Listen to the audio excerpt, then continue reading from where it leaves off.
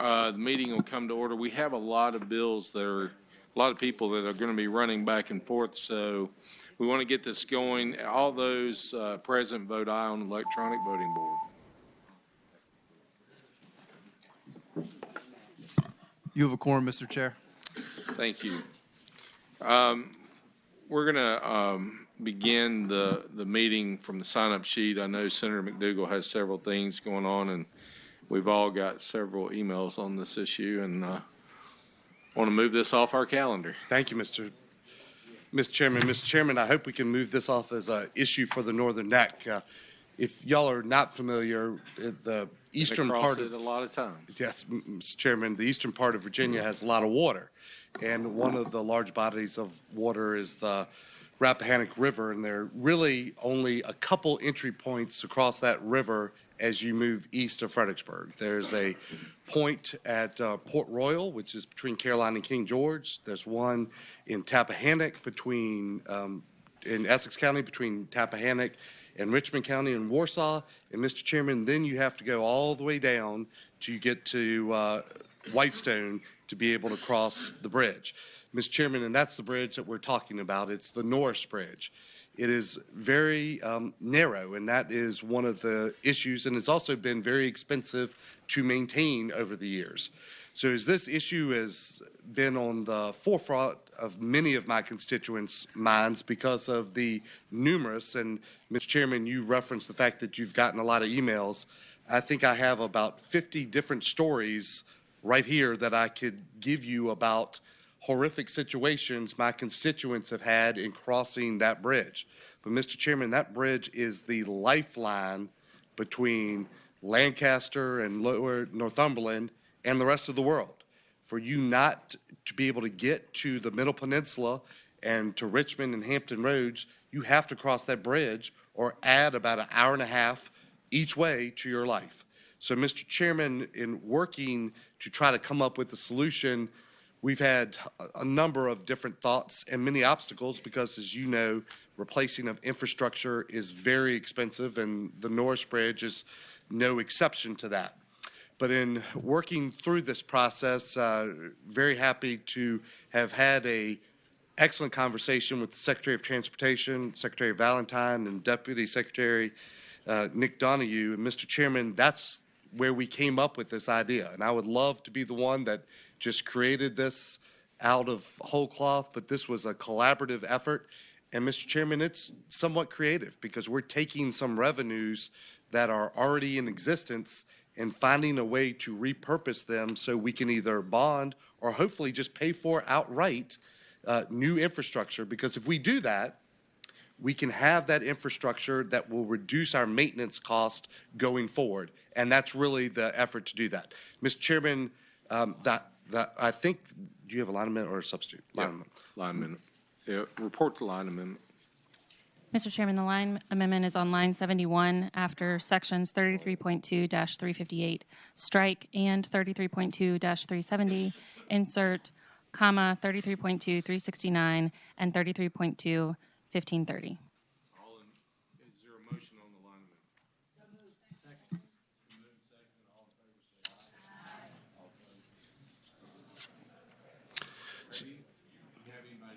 Mr. Chairman, I know I have a number of constituents who feel very passionately. I know they've been contacting each of you directly, but because many of them don't like to cross the bridge, probably not a lot of them here today. All right. So hopefully you can fix that for future meetings. I think we've heard a lot from your constituents since the session began. Any questions of the patron? Mr. Chairman, I have a motion. Let me see if there's any opposition. Okay. Anyone in the audience in opposition to the bill? All right. Go ahead with your motion. Mr. Chairman, my son lives in Lancaster, and visiting him, we have gone over the Norris Bridge, and I always say a prayer when we're on the bridge. This is a really good plan, and it is well needed, and I enthusiastically move that we report the bill out. All right. There's a motion and a second that we report the bill out. All in favor, vote aye on electronic voting board.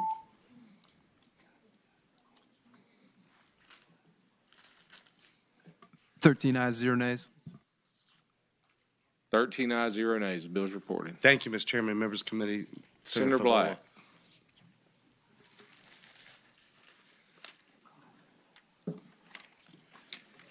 Thank you, Mr. Chairman. This is Senate Bill 1154. This is something we've worked on over several years. I think we've got it now. I think we've got peace in the valley.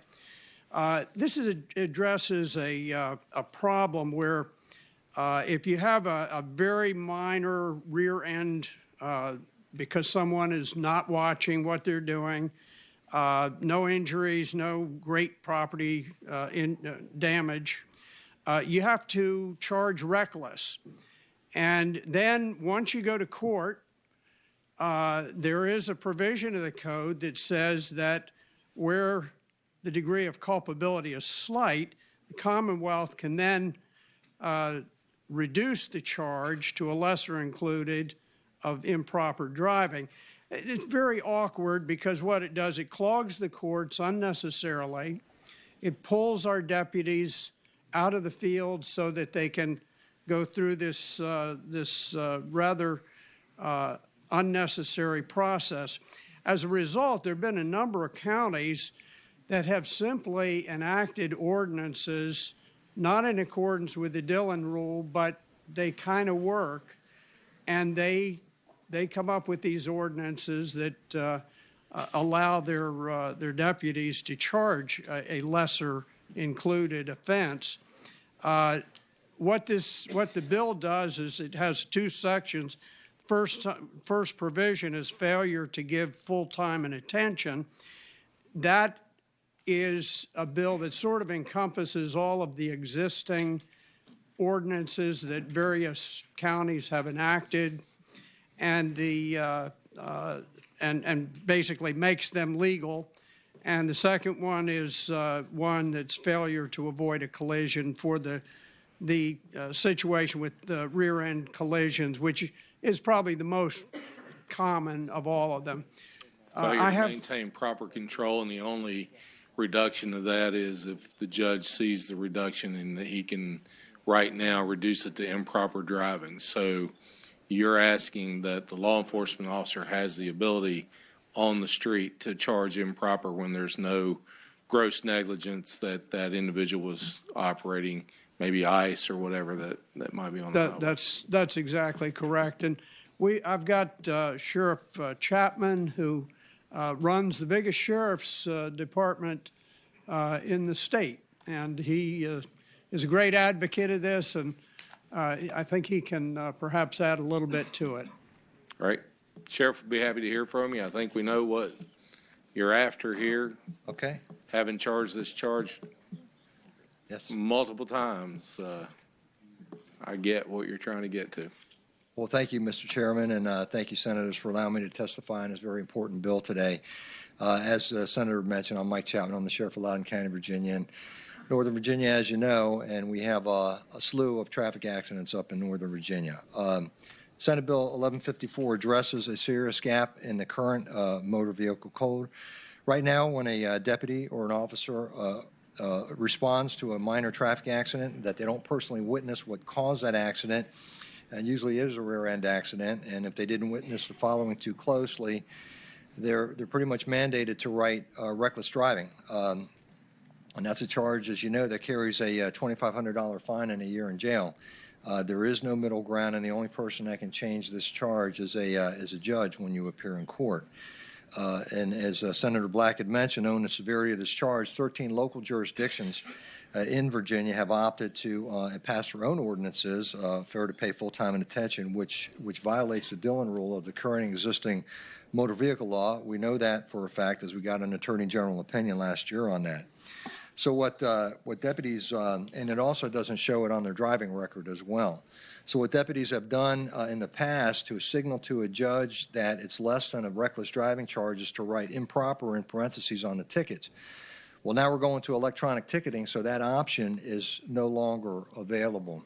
Senate Bill 1154 by Senator Black corrects all this. The first section, 816.1, fair to pay full time and attention, brings the local ordinances of the 13 jurisdictions in line with state code, and it is a charge that will actually appear on their driving record, so it's not just a civil fine, but it's something that will be tracked.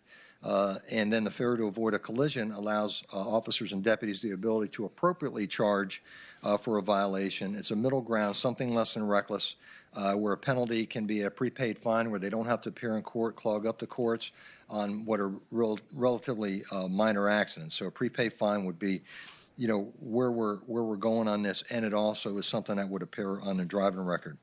It provides deputies with an option. Again, it's an appropriate middle ground, holds drivers accountable, and ensures that frequent violators, it'll be noted on their records. And by the way, this bill has the support of Virginia Sheriff's Association, Virginia Chiefs Association, and is not opposed by the Virginia Association of Commonwealth Attorneys. All right. Thank you. All right, anyone else in the audience? Bill. All right, anyone in the audience in opposition? All right, anyone on the committee like to make a motion? All right, there's a motion and a second to report the bill. All in favor say vote aye on electronic voting board. Yes.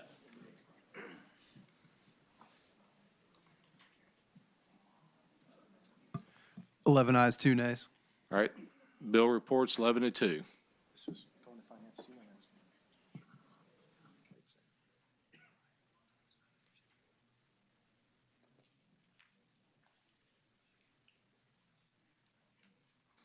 Senator Stanley. Going once, going twice.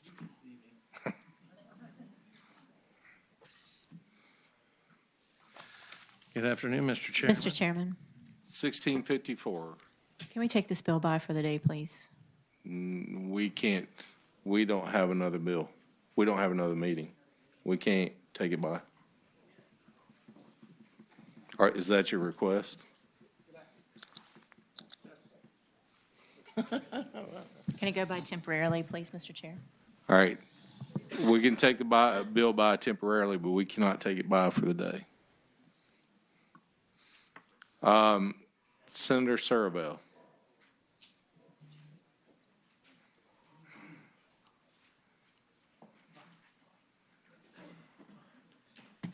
Thank you, Mr. Chairman. This is, I think, Senate Bill 1535. Right? Yes, There we go. Great. Okay. 1535. Great. Ladies and gentlemen of the committee, Senate Bill 1535 is a bill that was requested by VDOT, and it evolves out of a situation that occurred, I don't know if you all remember it, in March of this past year, where we had a windstorm, and the windstorm damaged this Potomac Mill sign on I-95 for the second time. And because the wind didn't die down, the sign had to stay up for 3 days, and they had to shut down 95 South for 3 days, where 96,000 vehicles per day go south. So this ended up disrupting about 300,000 people's lives, probably more than that, with all the collateral traffic impacts that it caused on all the local roads around. This is the second time this sign had this problem. It also happened, I think it was 15 years ago. And in response to that, I think VDOT started asking some questions about what we need to do to prevent this from ever happening again. And they did a survey and determined there are 42 signs around the entire state that are capable of falling over the road. And I have a list of them if anybody really wants to know where they are. I-95, 64, 81. So there's about 40 of them across the state, right? Correct. And this bill basically would just require the owners of these signs to have them inspected by an engineer once every 5 years to make sure that they're not suffering from some kind of a stability problem or deterioration to where they're at risk of being blown over and causing all this disruption. That's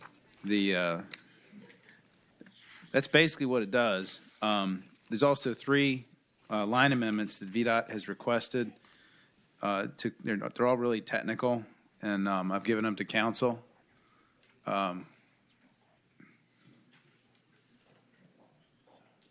Mr. Chairman, the line amendments begin on line 121 after subject to strike the requirements of the building code when erected and shall be properly maintained.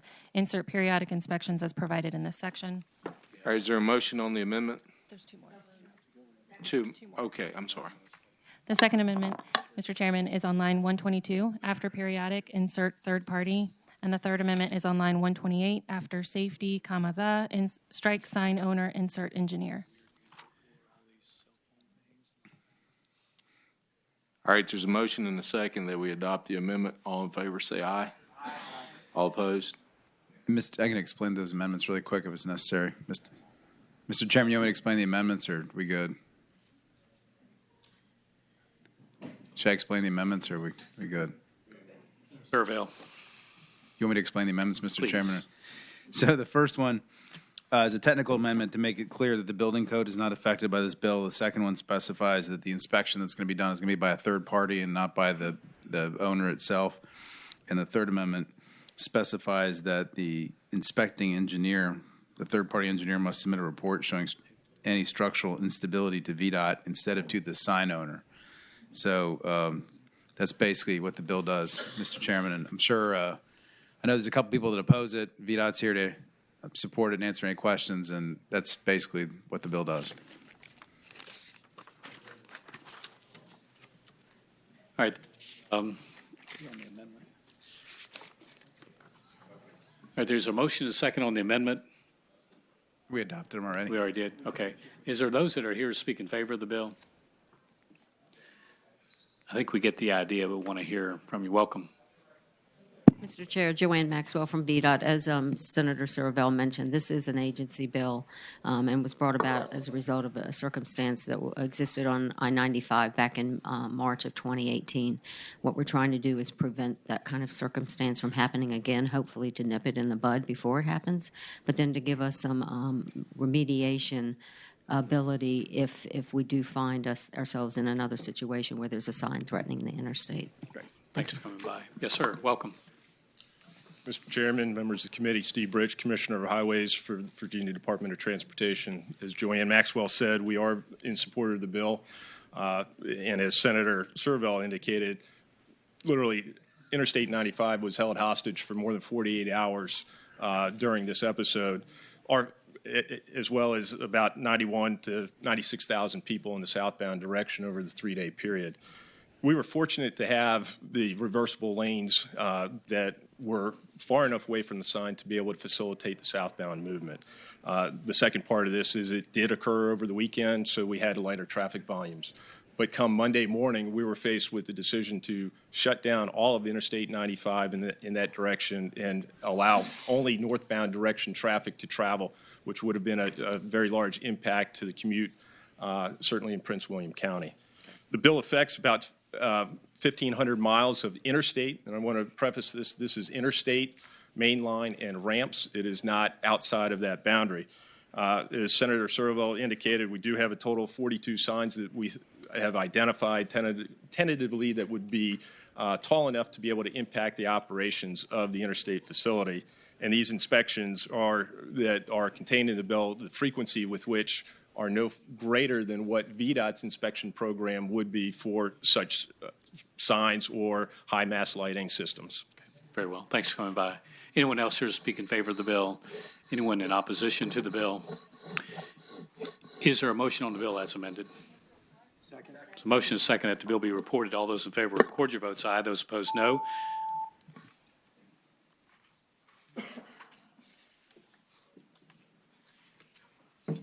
And the clerk will close the roll.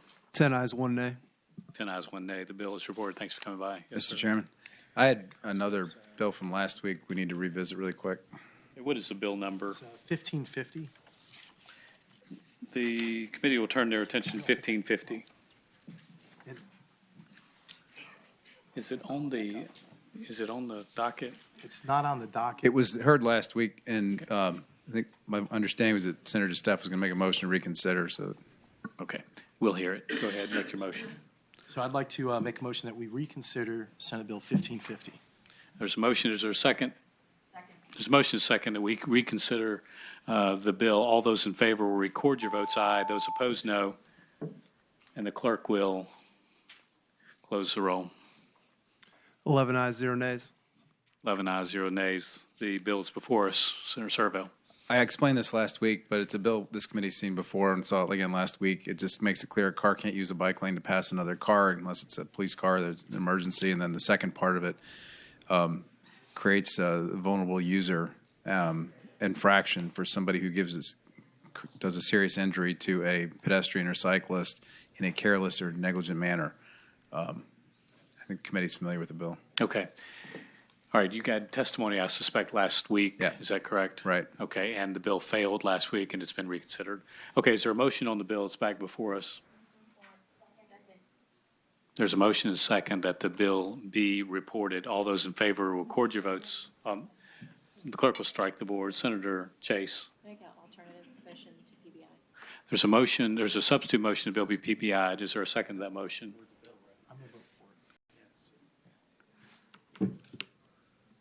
I'll second it. There's a motion and a second that the bill be PBI'd. All those in favor will record your vote aye to PBI. Those opposed, no.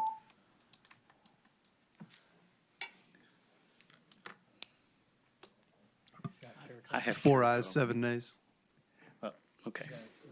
Doesn't matter. Just want to reverse it. Carrico voted no. I've got his proxy, but I don't know how to make it work. Do you know how to make it work? You left it with me. I think Cosgrove was a no on that last week Well, as I well. don't know who has Cosgrove's. So that one's gone. Okay, very good. So with that, the bill does not fail by a vote of 5-7. So the opposite motion is the bill be reported, and we're returning to that motion. All in favor of reporting the bill will record your vote aye. Those opposed, no. And Carrico votes no. Well, we can't vote Cosgrove because Carrico had. 7 ayes, 5 nays. All right, 7-5. The bill's reported. Thank you. Thank you. Okay, up next, Senator Mason, are you here? Yes, sir. Scott, is this your stuff? It's all yours? Oh, it's Dick. Okay. Mr. Chairman, Senate Bill 1680. Committee is likely familiar with some transit performance-based formula funding. Last year, about 9 systems came out to the negative based on the performance, but 9 out of 39, so they did a pretty good job. But 6 or 7 of them, Mr. Chairman, had a pretty significant hit. So we had initially brought a bill, and I beg your pardon, Mr. Chairman, do I have a substitute or an amendment? Which way? We did substitute, Mr. Chairman. I apologize. I have a substitute. All right, there's a motion second on substitute. There's a motion second that we adopt the substitute. All those in favor will say aye. I like the way you're thinking, Senator. Aye. Opposed, no. I like the And way you're thinking, Mr. Chairman. Substitute is agreed to. Senator Mason. Initially, we were looking for 2 years' worth of relief and up to $5 million a year of funding to make up for loss. There's been another effort on the other side, and that I've tried to draw the substitute towards. It just gives 1 year with $3 million worth of DRTP backstop to some of these groups that came out in the negative in the new performance-based funding. And I hope that we'll look at some of the ratios, Mr. Chairman, because there is one system that runs an express bus into the city at rush hour but gets dinged for deadheading it back. So hopefully they'll look at some of those things. But I was concerned. They brought the attention. It's like $10 million worth of funding, and $5 million in the initial bill is too much. So we're asking for 1 year with $3 million worth of backstop. Okay. So, Senator, you probably know if the bill is reported, it needs to go to finance. We'll deal with that, I think, tomorrow. You'll Yes, need to sir. get it quickly. Thank you, Mr. All right, Chairman. those that are here speak in favor of the bill. Yes. Senator Newman. Welcome. Thank you. I'm Jennifer Mitchell, Director of the Department of Rail and Public Transportation. I'd like to thank Senator Mason for working with us on this language. As he mentioned, we have a operating reserve that we would use to provide some of this transitional assistance. That operational reserve is $10 million. It's actually used to buffer our operating funds against changes in revenue collections, which is why we felt that 2 years at $5 million a year would be too much to draw from our reserve. But we are very supportive of providing transitional assistance because all of these transit agencies and the local governments that fund them are in their budget process right now. And so we do want to provide them with some certainty about the amount of state funding that they'll have next year. So Great. Thanks for coming Thank by you. today. Others that are here to speak in favor of the bill? Yes, sir. Mr. Chairman, members of the committee, I'm Lisa Guthrie with the Virginia Transit Association. We support the bill, and we'd like to make the point that at the end of fiscal year 20, that our systems, those non-affected systems, will be in a better position to assess the data they've collected and implement those changes before the new funding methodology is applied. So, thank you. Thanks for coming by today. Welcome. Hello, sir. Mr. Chairman, members of the committee, my name is Joe Dillard. I represent Hampton Roads Transit, and on behalf of William Harrell, I want to share our support and stand in solidarity with DRPT and VTA just to bring it to a local focus. Our transit agency over the next 2 years, and a conservative estimate, will lose about $1.2 million. So this transitional funding is paramount to us operating and not hitting the local general funds, which are already overburdened in Hampton Roads. So we ask that you do support this bill. I appreciate you coming by. Yes, ma'am. Mr. Chairman, Noel Dominguez with Fairfax County. The Board of Supervisors does also support this legislation. It will help with the transition as we move into this new methodology for Fairfax County and the Fairfax Connector. Great. Thank you. Thank you for coming by. Hello, welcome. Mr. Chairman, committee members, Jeff Gore on behalf of Loudoun County and Potomac-Rappahannock Transportation Commission. Both agencies were negatively impacted in the short term financially by the proposed formula changes. That's why we support this proposal. It gives those agencies more time to plan and budget going forward, and appreciate the department willingness to support this, and hope you can support it too. Thank you. So, Senator, is anyone here in opposition to the bill? Senator, why don't you just wrap up and we'll vote. I think you've heard it, Mr. Chairman. I'd appreciate your consideration. There's a motion and a second that the bill as amended be reported and re-referred to finance, correct? Okay. All those in favor will record your votes aye. Those opposed, no. And the clerk will close the roll. 10 ayes, 2 nays. Thank you, Mr. Chairman, members of the committee. Bill reported. Thank you. All right. Up next, I think there are just a couple of bills that are non-member bills, and that includes Senator Stanley, and he's working on his bill. And then also there's a Senator Barker. And so if we see those guys are ready to go, we will call them in. Senator Favola, let's see. You have a bill, right? That one is close enough to Senator Stanley. Let's just make sure we take that up in close proximity, ma'am, if that's okay with you. Mr. Chairman, it's okay with me. My bill is, if I could go before Senator Stanley, maybe we could roll his bill into mine. Mine's going to be a study. Okay, very well. So we'll just look so at you them know. pretty closely together. And then, Mr. Chairman, I'll turn it back over to you. Senator Marsden, you might be up next. Which one did you just do? Okay.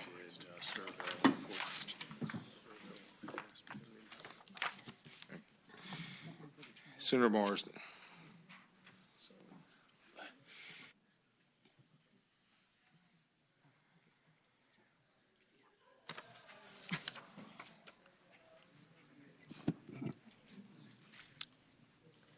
Thank you, Mr. Chairman. Senate Bill 1567. And we have, I believe, substitute.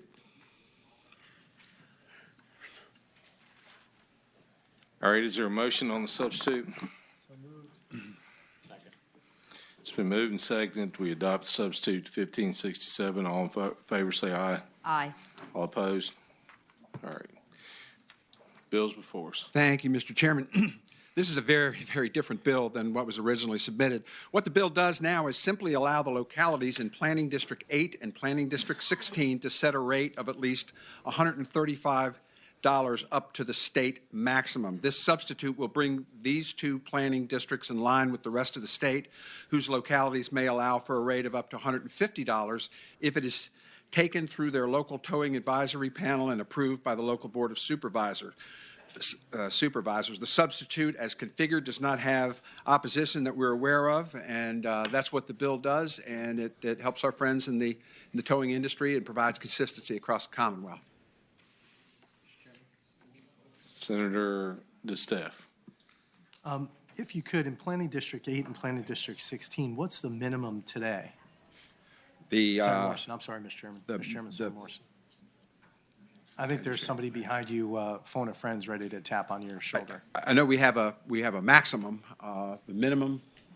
Mr. Chairman, Senator DeStaff, the fee in Planning District 8 and Planning District 16 is $135. There is no minimum or maximum. That is the fee that they are allowed to charge. And Mr. Chairman, a follow-up question. Senator Steph. So then, if it's 135 today and we're changing 150 for the rest of the state, and if you look at Planning District 8 and Planning District 16, those are from a economic standpoint, so those are probably the highest cost of living for the state. So why would we have the highest cost of living in the state have the lowest cost for towing? Mr. Chairman, this is a question for the patron. Thank you, Mr. Senator Steph. Mr. Chairman, what this does is permissive now for those jurisdictions, and it creates consistency within those two planning districts. Perhaps let me let Mr. Benka. Mr. Chairman and Senator, thank you for that good question. The state maximum right now is 150 statewide. The exception to that is Planning District 8 and Planning District 16, which we set in code at 135. We did that for a reason a number of years ago to raise those rates to 135. Okay, so now what we're doing is we're saying that in Planning District 8 and 16, if the locality decides to raise it from 135 up to 150, they now can. Hold on just a minute, Matt. We Yes, sir. have some technical problems up here, so. Pete gave it to someone else. Me. I have peaks here. Yeah.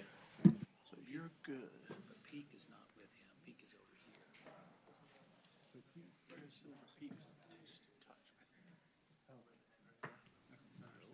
here. All right, go ahead. And Mr. Chairman, if I might, Senator DeStaff, you hit on exactly the point, but we do have to make this permissive in those expensive areas, and we're hoping that they will do something about that. So. Sorry, Mr. Chairman, sorry.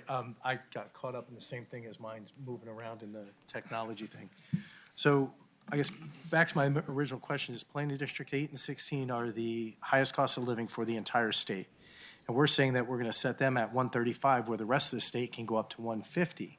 To me, that seems like we have something backwards. Maybe for there, we should say 150 or 200 and the rest of the state 150. That would be the logic that I would kind of follow here, but maybe I'm missing something. So if you can help me with that a little bit, Mr. Chairman, Senator Morrison. Senator Morrison. If I can yield to Mr. Benka. I'm sorry. The state maximum right now is 150 for towing. Right now, because of what we did 2 years ago to try to help John and those guys out in Northern Virginia, that we set the rate to 135 to bring them up to what it was at that point. Right now, the only thing that the bill does right now is that it allows Planning District 8 and 16 to go from 135 to 150 if they wish. Mr. Chairman, one last question. Senator Steph. So we're giving everybody else in the entire state with the lower cost of living the ability to go to 150, and here we're saying, well, we're going to set it at 135. If the jurisdictions want to raise it, they can raise it up to 150, where the rest of the state maximum is. All a local option. If the locality has a towing board statewide, they can set it up to 150. So now we're equalizing Planning District 8 and Planning District 16. Does that make sense? So if any locality sets up a towing board, they have the option of doing this. Correct. Right now, it doesn't apply to those that don't have a regulated towing board. Correct. And Mr. Chairman, like Virginia Beach, we do have a towing board. Right. We do always pop it to the maximum because, it's very busy there and it costs a lot of money and getting in and out for towing. So do we think that the Northern Virginia area, because that's kind of what we're focusing on here, do we think that they're going to go up to the 150 or do we think they're going to leave it at 135? Let John have a. Good afternoon, Mr. Chairman, members of the committee. To answer your question, Senator DeStaff, I don't think the locality in which I operate in will raise the tow fee, no. But I'm down here today because of my efforts last year. I came down here to fight for the towing industry to get a pay raise up to 150 because it hadn't been raised in 8 years. That legislation was successful. However, language that was left in the code in the paragraph B in 1233 made it so that the localities in Planning District 8 and 16 could not raise our fee limit if they wanted to. We do have a towing advisory board.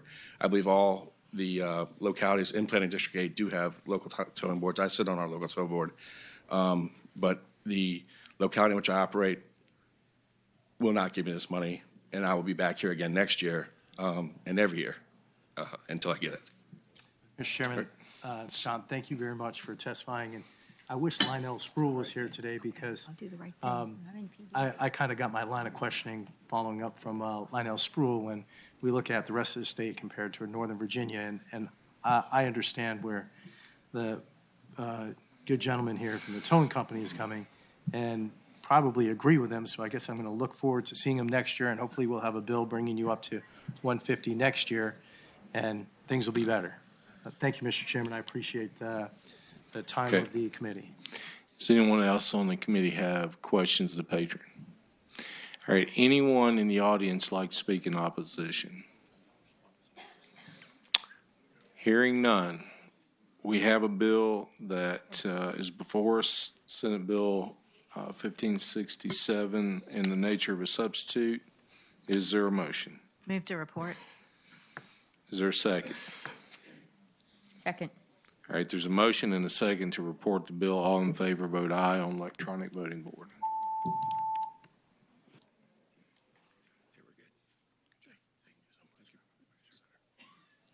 Hold on. Me and John as well.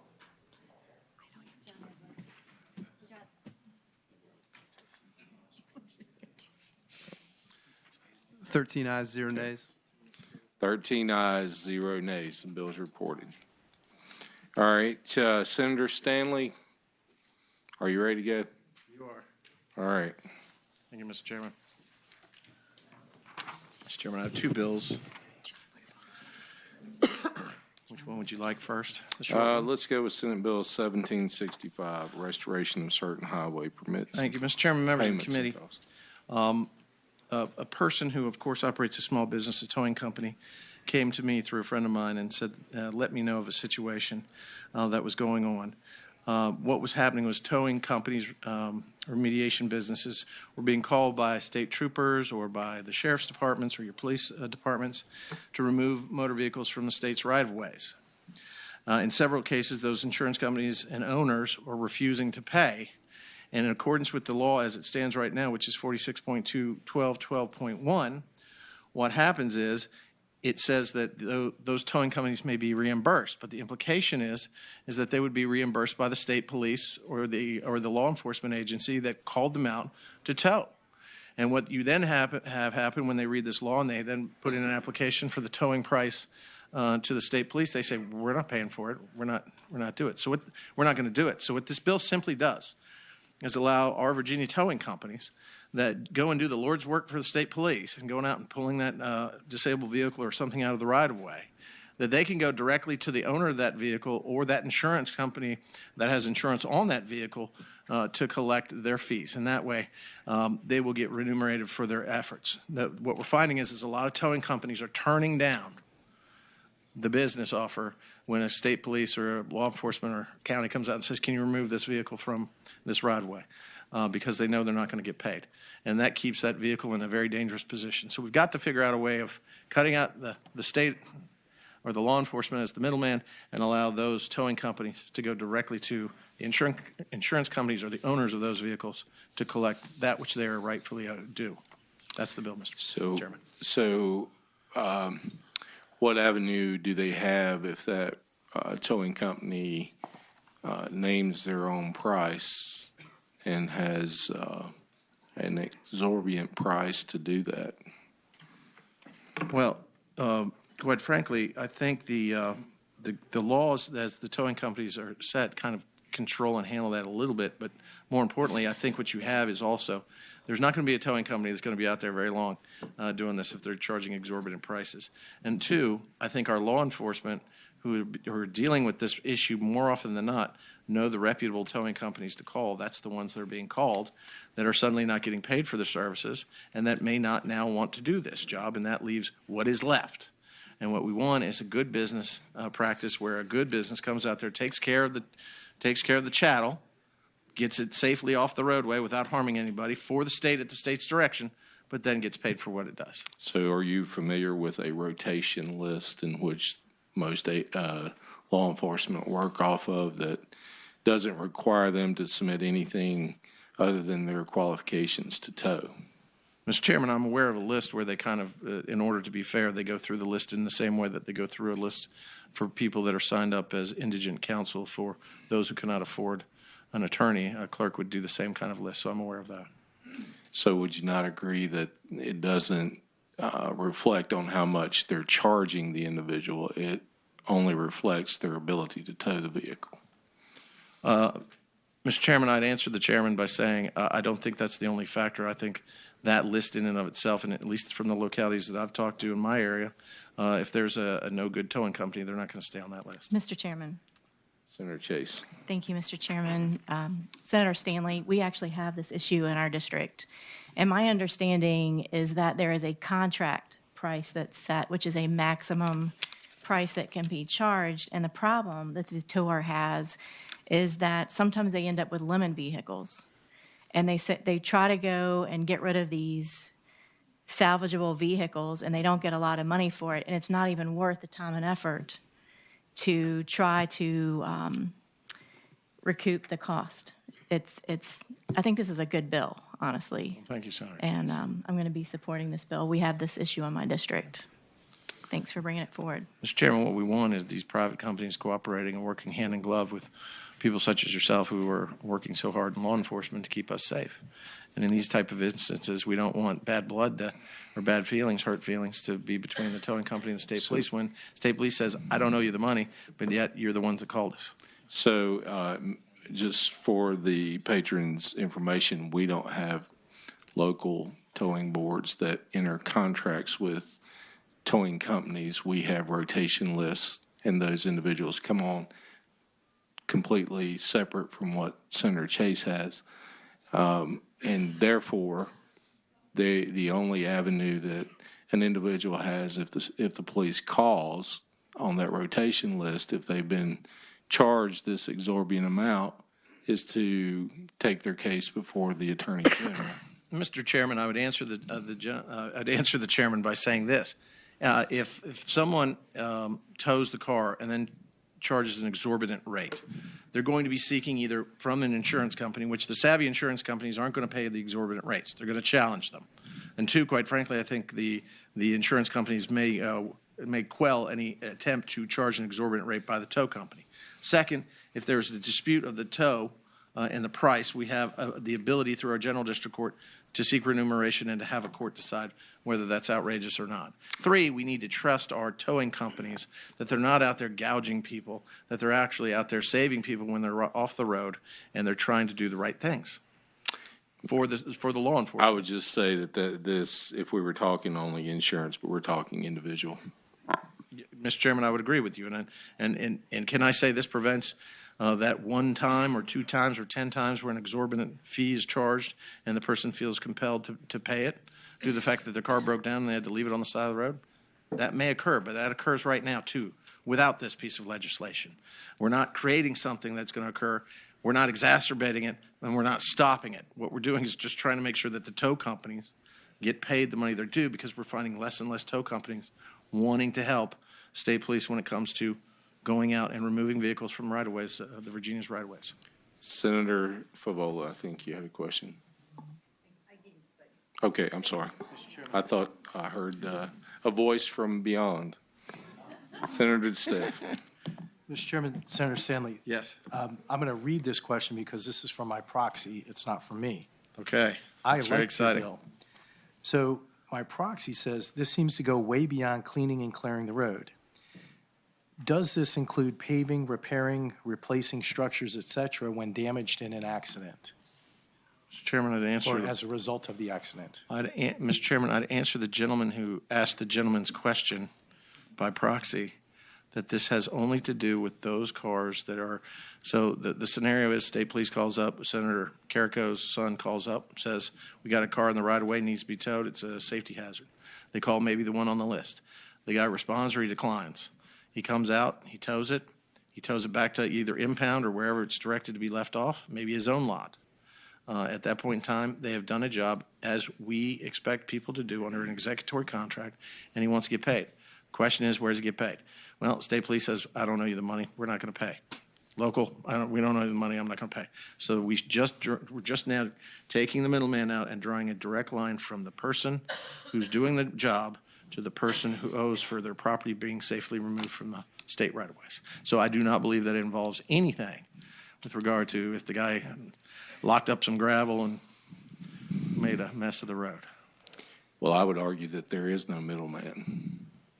That's what you've been arguing, Mr. Chairman, that's what you've been arguing, and that's what the state police has argued. But this law is not clear, and so we're just trying to clean that up so they can go straight to them. All right. Mr. Chairman, I believe Mr. Chairman, and if I may just say, because under law, that he has done, so the tow guy tows off the car pursuant to Trooper Carrico's request. That was not at the owner's request. So in an executory contract, as we know in the law, offer acceptance, and the deal is with the consideration that the act must be done. I'll give you $10 if you mow my lawn. Well, you and I have that contract. When a third party steps in and makes the executory contract, the question then is the person that got the benefit bound? We use the quantum merit unjust enrichment mantles to say that they are. But simply put, in these type of situations, what happens is police says, we can't pay it, we're not paying it. And because it says reimbursed. This says right here, reimbursed, and it implicates the law enforcement or the state. So we're not liable for it, and then the other ones say, we didn't ask you to do it. We didn't ask you to pull our car off the highway. And usually the amounts are so small, they're not going to sue. So they end up losing, doing their job. And would you not agree that most of those cases came in when someone abandons that car and leaves it sitting there, and the officer has no other choice but to clear the highway for proper traffic flow? Mr. Chairman, I'd answer the chairman by saying sometimes that's it, and sometimes it's an accident. And so sometimes sometimes it's a snowstorm or ice that causes these cars to be abandoned. Sometimes the car blows up. Sometimes a person's on the run. Who knows? But ultimately, it's not fair for a Virginia business to be called out to do the work of the Lord for their law enforcement and not be paid for it. Mr. Chairman, I do Or not have ability to try to get paid for it. Senator Favola. Thank you. I don't see in the bill, but maybe it's in regulation, before the state police would call, or the Department of Transportation rather, would call a towing company to have the car removed. Is there an obligation to first try to locate the owner, to have the owner remove the car? Because under the bill, the owner of the vehicle would be responsible for paying all the costs. So, I mean, does the owner have a chance to remove the vehicle before? Mr. Chairman, I'd answer that probably you, Mr. Chairman, know that better than I do, and I would defer to your expertise in that. But the owner has the only time the owner has the choice if they're on the scene and request a towing company. If they are not on the scene, or if they have no towing company they prefer, then the police officer refers to the list of towers that have proved their qualification to come out and tow the vehicle. Now, the officer's main goal is highway safety. So he has to remove the vehicle from the road, which is where I'm saying there is no middleman. He's doing what he is sworn to do. He's promoting highway safety by removing the vehicle. The argument is, are you going to allow the towing companies to directly charge these individuals, which I would say they already do, and where I don't think that the need for the law is currently needed at this point in time. Because it's not the responsibility of law enforcement to pay for a towing of a vehicle that's been abandoned or has created a highway safety problem. Mr. Chairman, I understand the answer, and I trust that you've been implementing this, so you would know it backwards and forwards. I just would think that the owner would have an opportunity to try to remove the car 7 hours or 8 hours or whatever if they weren't on site. Well, they have 24 hours as long as they're not damaged anyone else's property, not not having any obstruction of the highway for traffic safety purposes. So they have the ability to do that. But if they tell the officer to call a wrecker, well, that's what he does. He doesn't pick a wrecker. He goes from the rotation list. And if that happens to be somebody that wants to charge whatever they want to charge, that is the wrecker's prerogative, not the law enforcement officers. All right, anybody else? Senator DeStefano. I'm trying to clarify one thing, so my proxy will go from a no to a yes here. So if you could just kind of humor me for a second there, Absolutely. Senator Stanley. I love to make you laugh. So, thank you. On line 38, where it talks about reimbursing for all costs incurred by the Department of Transportation, I believe his question came from that as where it is in line 45 in the restoration of the highway. And then it says, comma, including the removal of subsequent disposition of such property. So what he was referring to is if a vehicle knocked down a power pole, knocked down a guardrail, knocked down other things, would they have to reimburse the Department of Transportation to repair that road, that pole, that guardrail, that highway back to the appropriate position? I believe that's how my proxy was reading this. Mr. Chairman, Keep in mind, I'm trying to get him from a no to a yes. Mr. Chairman, So he'll be like me. I'd answer the gentleman who's asking the question by proxy by saying it appears that part of this is cleanup language, is that it says, prior to, the owner and carrier, if any of the vehicle, cargo, or whatever, shall reimburse, and then it'd be the Department of Transportation, individuals or entities on behalf of Department of Transportation pursuant to subsection B. Okay? But here it's more specific. Be responsible for paying all costs billed for the removal of the property, which would be the car, and reimbursing all costs incurred by the Department of Transportation.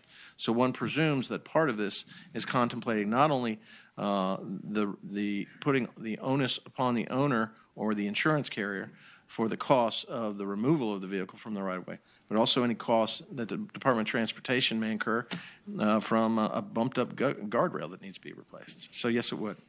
That's what I read. Yep. No individual. Is there any other questions from the committee? I think Chris was wanting to speak to this bill. Is there anybody who want to speak in favor? Mr. Chairman, Matt Bentke with the I-81 Towing Coalition, Henry's Wrecker.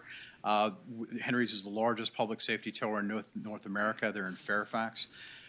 Getting paid for public safety towing, which is very different from trespass towing, is sometimes very difficult, especially when you have big tractor trailer wrecks that cost a lot of money and take a lot of equipment. Some of this equipment that we have is around $1 million for this equipment. So getting paid is a very important part of it. So glad you stepped up. So have you ever heard in the recent days of a bad tower in Southwest Virginia? I can't take the fifth in front of the. No, you can't. No, I can't. People charge different towing. People are able to charge different rates, and there are always one or two people in industries that go a little bit above and beyond. Yes, sir. Okay. I want to clarify that for the patron who lives in Southwest Virginia. Yes, sir. You represent Southwest. Anyone else want to speak in favor? Anyone want to speak in opposition? Hold on. It's not at a General Assembly session unless Chris Legault is trying to kill your bill. Thank you. I now check that box. Mr. Legault. Oh, thank you. Mr. Chairman, members of the committee, Chris Legault for Nationwide Insurance and the American Property Casualty Insurance Association. This bill is eerily similar to a study that VDOT did just about 2 years ago on major traffic incident management. And this particular issue was debated throughout the course of that study and rejected by that task force. And the reason it was, you can't get blood out of a rock if the insurance company doesn't provide coverage for cleanup cost or coverage for towing. And usually when it is covered for towing, it's $50, $60, $100. It's not going to pay for restoration of street signs and that sort of thing, poles and whatnot. I would urge the committee to PBI this bill. I noticed that it's in by request, and Senator Stanley, I'm sure, won't care if that's the case. So, Chris, is there an avenue, looking at his bill, for the ability to challenge, other than going through the courts, the charges that these towing companies may be charging the insurance companies or the individual? I'm not here to speak for the Trucking Association. I looked around the room to see if Mr. Bennett was here. Mr. Bennett has countless numbers of stories about the outrageous charges that some towers charge, especially in the truck accident cases in I-81 and every other highway around the state. It's expensive. I've heard huge numbers involved in that. And cleanup cost at an accident scene where it's, a minor, bit of glass in the highway, and you'll see bills for a couple of $1,000s, for cleanup costs. It's really outrageous. Right. Anyone else like to speak in opposition to the bill? Well, I am shocked that an insurance company doesn't want to pay for something. I am just shocked. And look, this was by request. Or by your bill, the individual. What? Or by what yours and the individual. Yes. Well, either one. If they don't pay, then there's a way to go get it. But if there's no insurance coverage for tow, guess what? The carrier's not going to pay. And if there is insurance coverage for tow, guess what? The insurance company ain't going to pay because they never do. All right. Mr. Chairman, Senator Chase. I would like to move to report the bill, and I would also say this is a good bill that would prohibit putting our small business owners who are towers held hostage by the government, whom they're supposed to be helping. Thank you. Is there a second? There's a motion and a second to report Senate Bill 1765. All in favor vote aye on electronic voting board. It's not looking good for the kid. I was close. It was very close. Anybody got a no for Edwards? Really? Can somebody please put me out? Yeah, thank you for the last one. Okay. 2-11. 2 ayes, 11 nays. Bill fails to report 11-2. Remember, I sit next to you. Okay, I know. just remember. And now I found out that you don't like towing companies. That's really good. No, it's not. I don't have any problem with towing companies. All right. Senator Stanley, 1654. Mr. Chairman, members of the committee, All right. Before you start, Sir. There's been a lot of conversation about this bill, and so I want to give both sides equal time. Sure. I'm going to start the timer. We're going to do 5 minutes from your side and 5 from the other. Okay. Go ahead. Mr. Chairman, may it please, now that I'm on the clock, which I've never been before, but that's fun. This bill simply tries to put the Dulles Greenway back into the position that it originally was at the time of its formation. This highway was built, and at some point in time, $300 million or a little bit more than that was used to build the road, which connects a portion of Loudoun County to the western part of Loudoun County. A toll was instituted. It has been always regulated by the SCC as a utility, and there are specific statutes which this statute seems to seeks to adjust. It requires that the SEC ensure that the Greenway earns a reasonable rate of return on the capital that it's invested in the roadway structure. What we have as a problem right now is that ownership of that company is a hedge fund, a foreign entity. And what they did was that they got bond money, billions of dollars, perhaps $1 to $5 billion, which they bonded against as a security against that Greenway. What they're doing is they're using that rate of return, the automatic rate of return, in order to just raise the prices every year exorbitantly and ignoring the reasonable rate of return and the other safeguards that we have in here to pay their bonds. When they contracted with the Commonwealth of Virginia, they did so, and the Commonwealth of Virginia originally said that the reasonable rate of return was related to the original debt used to build the Greenway. Well, Mr. Chairman, that's about $380 million. Over the time since the Greenway was opened, over $1 billion has been collected by the toll takers. So it has far exceeded what the costs were. But now what we're seeing is that those costs keep going up under this trigger, which expires in 2020, for the sole reason that they're now, the Virginia commuter in Northern Virginia is paying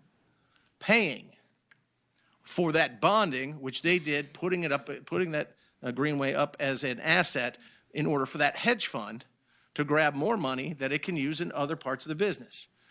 Ladies and gentlemen, if you may hear from them that it says, well, if we go back to the original way, we'll default on the bonds. Well, the bonds are not related to the roadway. They're used as collateral, but was not a part of the original scheme and agreement between the Commonwealth of Virginia. And if they default on the bonds, then they breach the contract. Well, then guess who gets the road? The Commonwealth of Virginia. Guess who's responsible for the payment of the bonds? Not the Commonwealth of Virginia. We're trying to make this more distance-based pricing. The problem with the Greenway is if you get on the Greenway at the front end, you pay the full freight even if you get off on the first exit. We're also worried about the way that it runs and the differences of the traffic patterns and the amount of traffic, that it's also putting undue pressure on the roads that surround the Greenway. Someone may ask me, well, why does a guy from Southside Virginia ever be interested in something like that? I drove the Greenway from Arlington every day for 6 years to my first home in Leesburg, Virginia. I was there.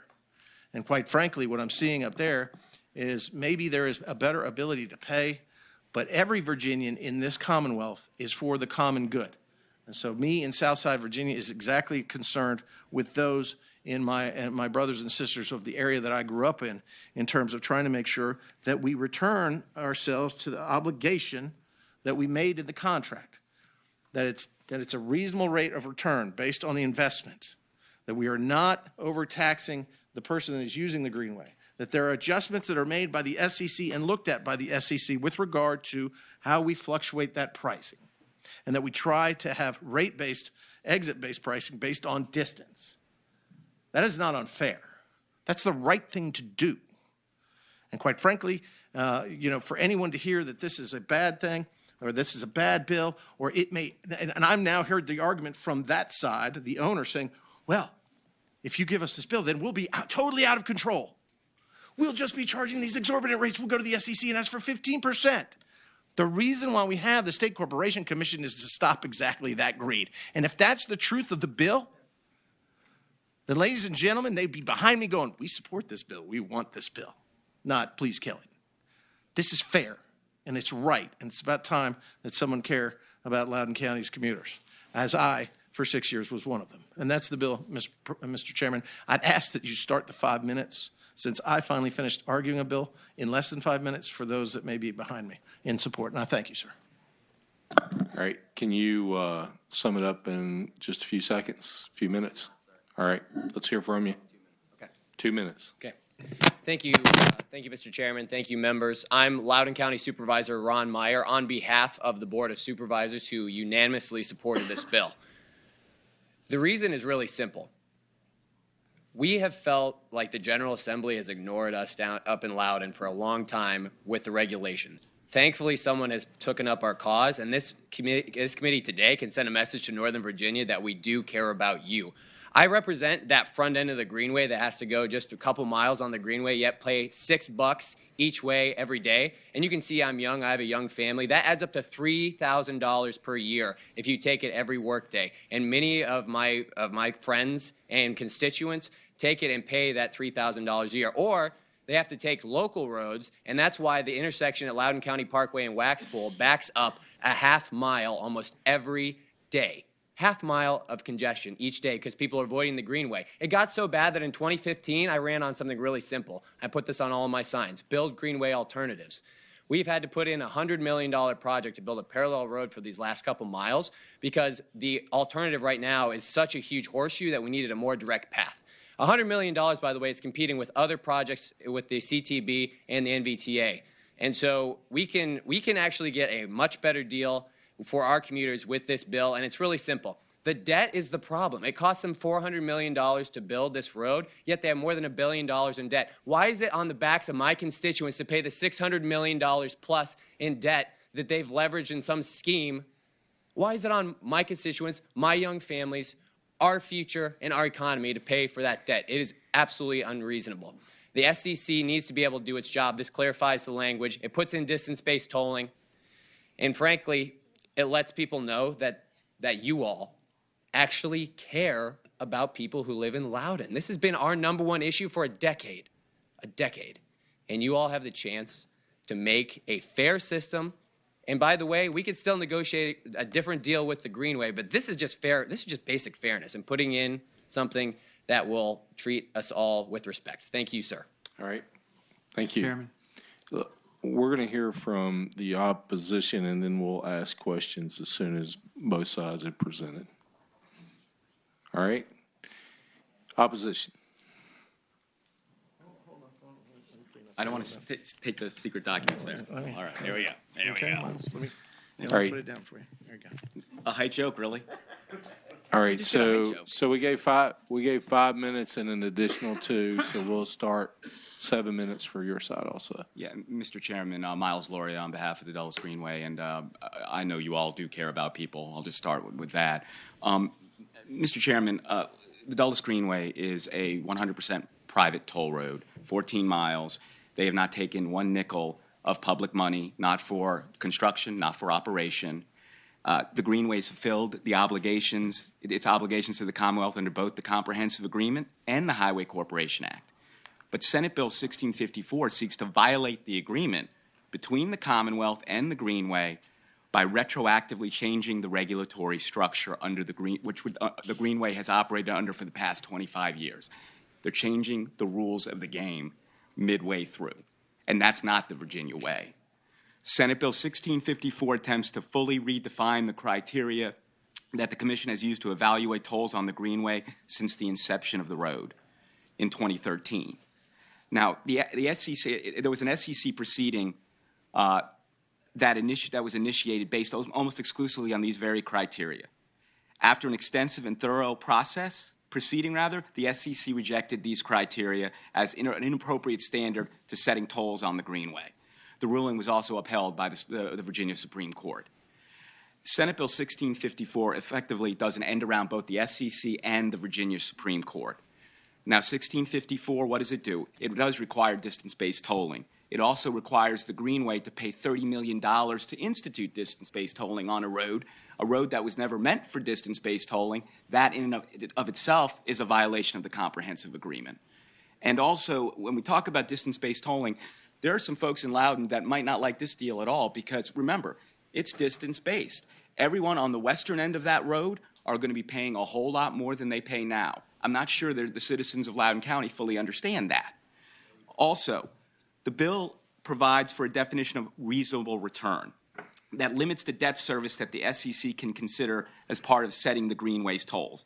In other words, even though the SEC fully reviewed and approved all of the debt issued by the Greenway, Senate Bill 1654 will now deny the Greenway's right to have tolls that provide sufficient revenue to cover their debt service obligations.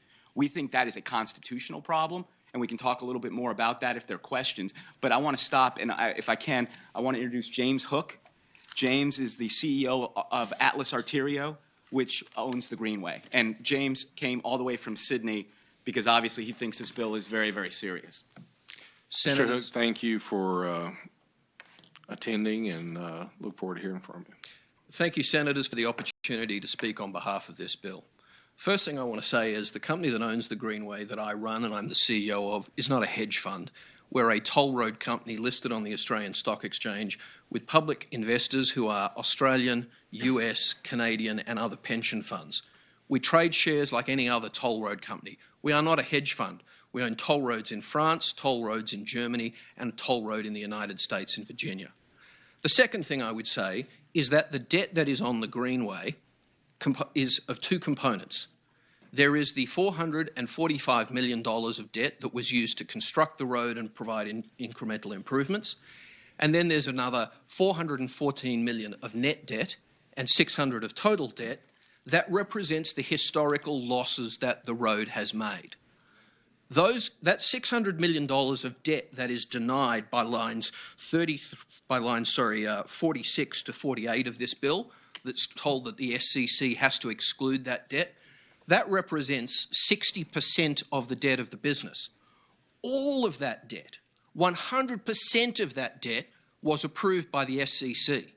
They knew exactly what that debt was for when they approved it.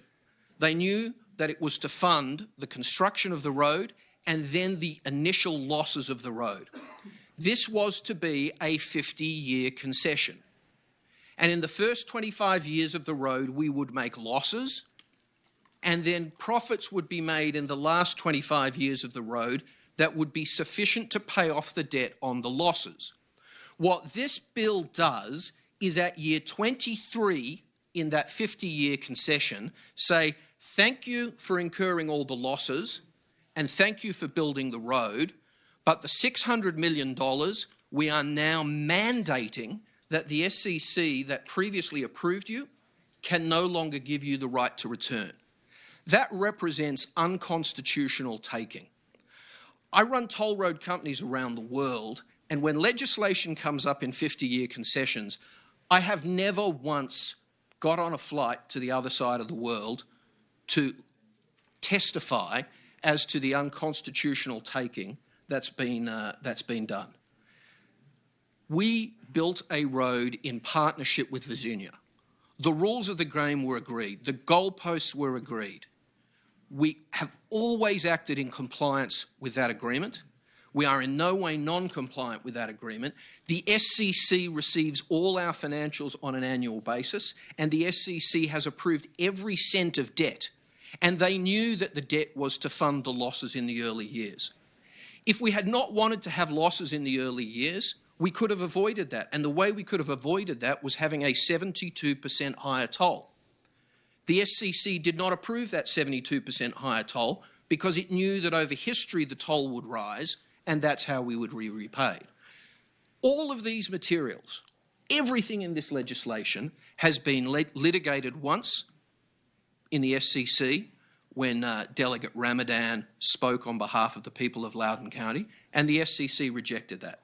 Not happy with that, they then appealed that decision to the Virginia Supreme Court, and the Virginia Supreme Court said that everything in this legislation was wrong and a lie. We love to run toll roads and we love to build infrastructure. We will continue to do that in jurisdictions that honour their word and honour their commitment. We have said we would happily explore distance-based tolling. We have happily said that we would review pricing with the SEC. We have no problem with the SEC determining the rate of return for the road. They have already determined the rate of return for the road. In 1993, they have already made a decision that does this. This legislation calls on them to do a U-turn on that. I apologise if I have seemed tired and emotional in my delivery of this. Part of that is jet lag, but part of that is also the passion of having $600 million taken from us unconstitutionally by a proposed piece of legislation. Thank you. Thank you, and I understand the jet lag. You probably came further than I did, but I get that every Monday when I get here, so I appreciate your passion for it. Do you have anyone else that'd like to speak in opposition to the bill? All right. Hearing none. Committee, you have questions? All right. Mr. Chairman? Senator Boyce, go. Thank you, Mr. Chairman. First off, I have no love for the Greenway. I think I'm the only person in the General Assembly who represents the folks at the beginning of it and at the end of it. I do find it kind of confusing that nobody came to me to ask me to support this bill and, or had a conversation with me from who. Mr. Chairman, I would tell the gentlelady that I apologize. She and I talked about other issues this week. I know. We been work real so busy. well We've been- together. We do indeed, and I look forward to working well with you in the future. And my apologies that I didn't come and we didn't have a talk. And certainly, there's a spot for you to co-patron this if you want. Well, I have some more questions before I decide what I'm going to do with it. Senator Boyce, go. Thank you, Mr. Chairman. One of the things that we talked about, or I've just heard being talked about, was the distance-based tolling and the requirement to pay the debt. So if we implement distance-based tolling as been suggested here, and would the $6 maximum rate remain? Can you guarantee that to me? Because my voters, my residents, live in Herndon and Sterling and then all the way into Leesburg. And I don't want to see them end up bearing the brunt for all the short-term trips. Mr. Chairman, if you let Supervisor Ron Meyer answer that, I'd appreciate it. He's Mr. smarter Meyer. than me. He's younger than me. Yeah. He's taller than me. Senator Boyce, I think it's a great question. if the issue is all with the debt, if that debt load is lowered that's on the back of the toll payers, then the people at the end of the line, there's no mathematical way that it actually could be higher with the current debt service that they have, if you do the basic mathematical calculations. As far as distance-based tolling, it's something that we've all been wanting, and it's something that if you took the huge debt load off of the toll payers, that obviously the entire corridor would improve, including all the way up to Leesburg.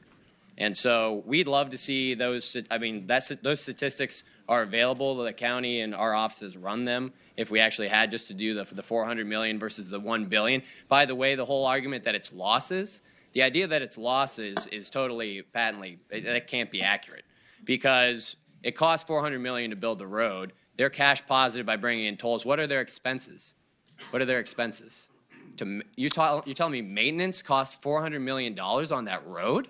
Well, Maintenance? I think we can get an absurd. answer. Yeah, so from I the think we gentleman should get from an Myers. answer. Let's get an answer. So the losses are the losses incurred with running the road at a loss and not being able to pay the interest on the debt in the early years because the debt is sufficient from the construction that the operating returns or the revenue of the road didn't get there. But again, this is not an unknowable issue. The SCC looked into this in 2013. Like, this is not, I'm not making this up that these are losses. This has been litigated in the Supreme Court of Virginia. It has been done by the SCC. To answer the specific question on distance-based tolling, Supervisor Meyer from Loudoun County is right. If you make the debt magically go away by running away from the debt and denying liability, tolls come down. If you made all the debt go away, tolls would come down. If the state of Virginia wanted to subsidise the road, tolls would come down. If you magically made it disappear, absent the debt going away, which we'd say is unconstitutional, then if distance-based tolling is introduced, the full toll rate will rise from $5.65 in peak time to between $10 and $14 for people to pay $1 a mile. The proposal that was being discussed was $1 a mile. If you don't make money magically disappear by removing debt, then for people travelling the shorter distances on the road to get $1 a mile, because money doesn't magically appear, someone has to pay more. And someone pays more is at the western end of the road. The previous discussions of distance-based tolling have all been premised on trying to cap the toll so that people travelling the full road don't pay more and people travelling a shorter distance. But if you move to a pure distance-based tolling model, without magically making debt disappear, yes, at the western end of the road, people will pay substantially more, which is one of the reasons we are opposed to the proposition of doing that down the barrel of a gun. Thank you. Mr. Chairman? Senator Sudelan, I'll get back to you. Just briefly, since the name of former Delegate Ramadan was invoked and I see he's here, can we hear from him just briefly and what he has to say after the gentleman from the Greenway mentioned him? Sure. Senator Ramadan, or former delegate. Mr. Chairman, Senators, good to be here in front of you as a citizen of Loudoun County and not as a colleague from down the hall this time. Look, this is Your chances are better like that, by the way. So. Yeah, I know where I'm starting, and I thank you all for already co-patroning this bill. We appreciate your support in Loudoun County, and I urge, as the senator from Franklin urged the new senator from Fairfax to feel free to co-sponsor it. Would love to have you on this fight. This has been a long fight. We litigated for 2 years or so, correct, but this is not what was litigated.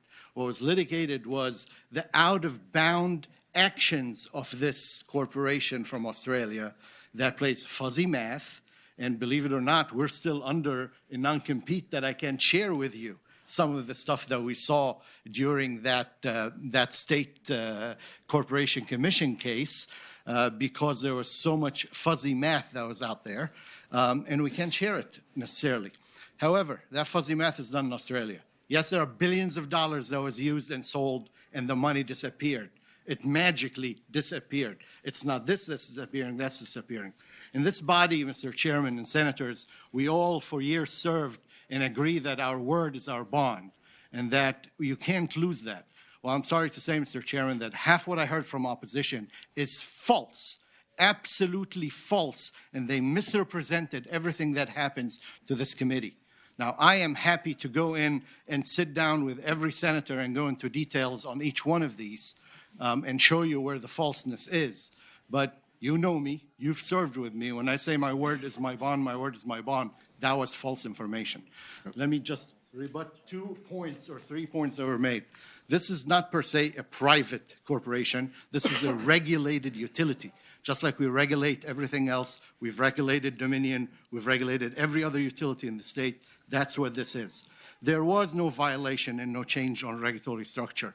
This body decides how this regulatory goes on as long as we guarantee them the original deal. And we're not changing anything from the original deal, Mr. Chairman.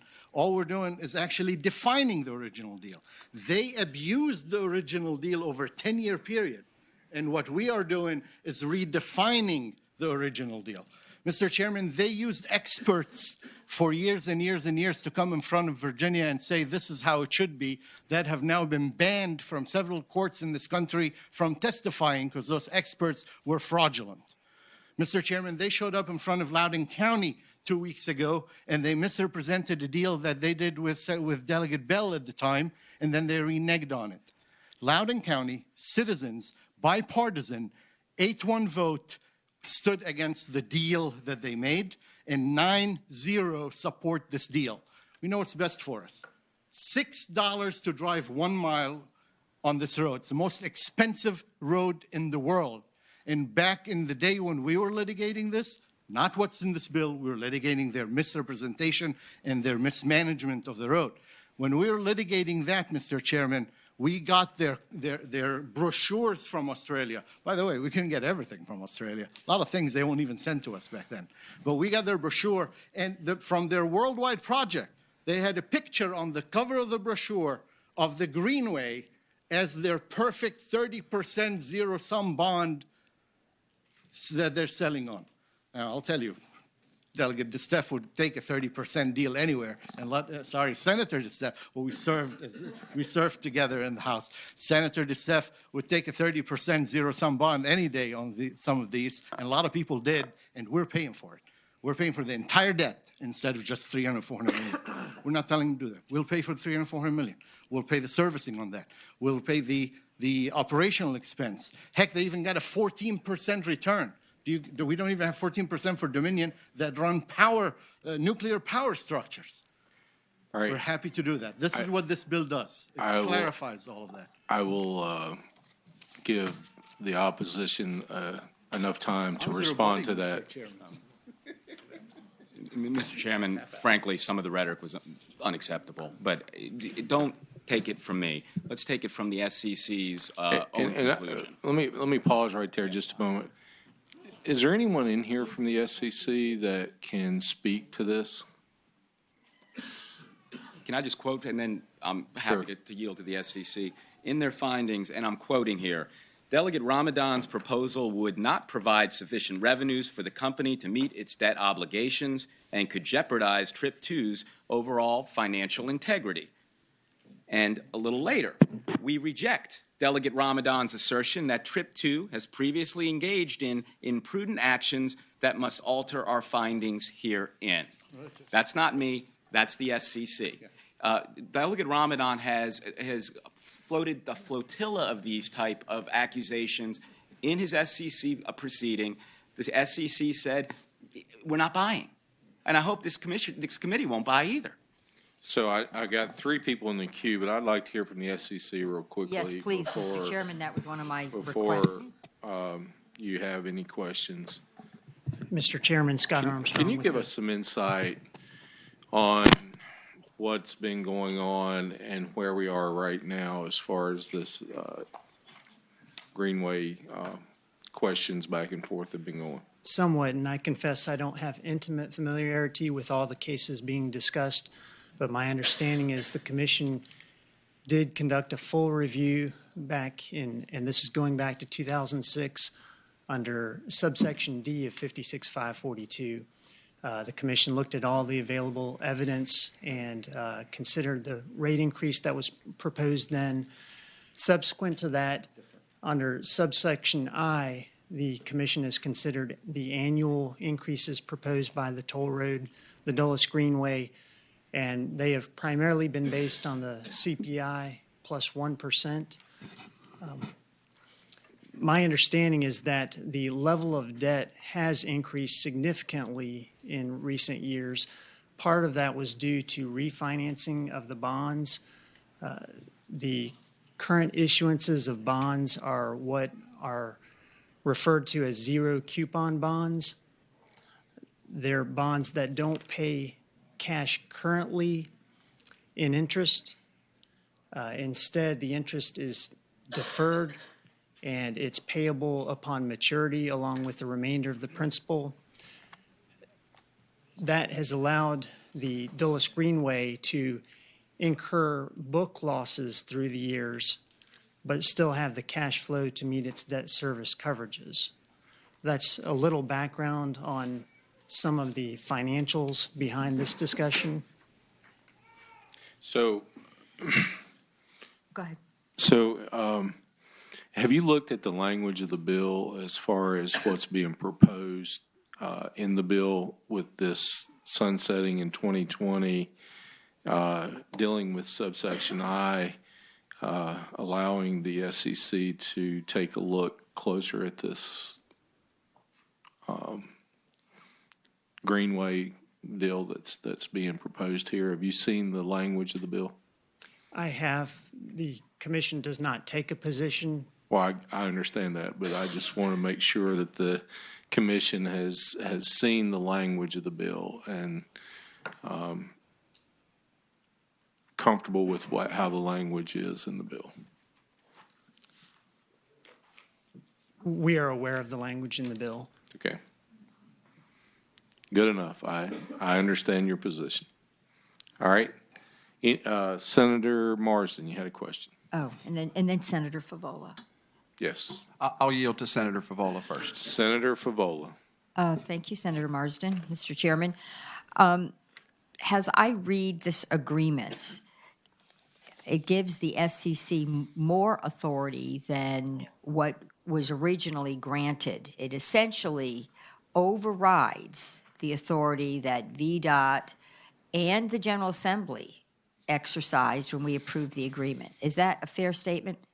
So you're talking about the automatic rate increase without review by the SEC? Well, that's a piece of it, but we're restructuring this entire agreement. I mean, if in fact it was based on a 1% plus CPI, then, and we're moving to distance-based tolling, the entire bones of the agreement are being reordered, and yet we have a private entity that made investments based on one set of expectations.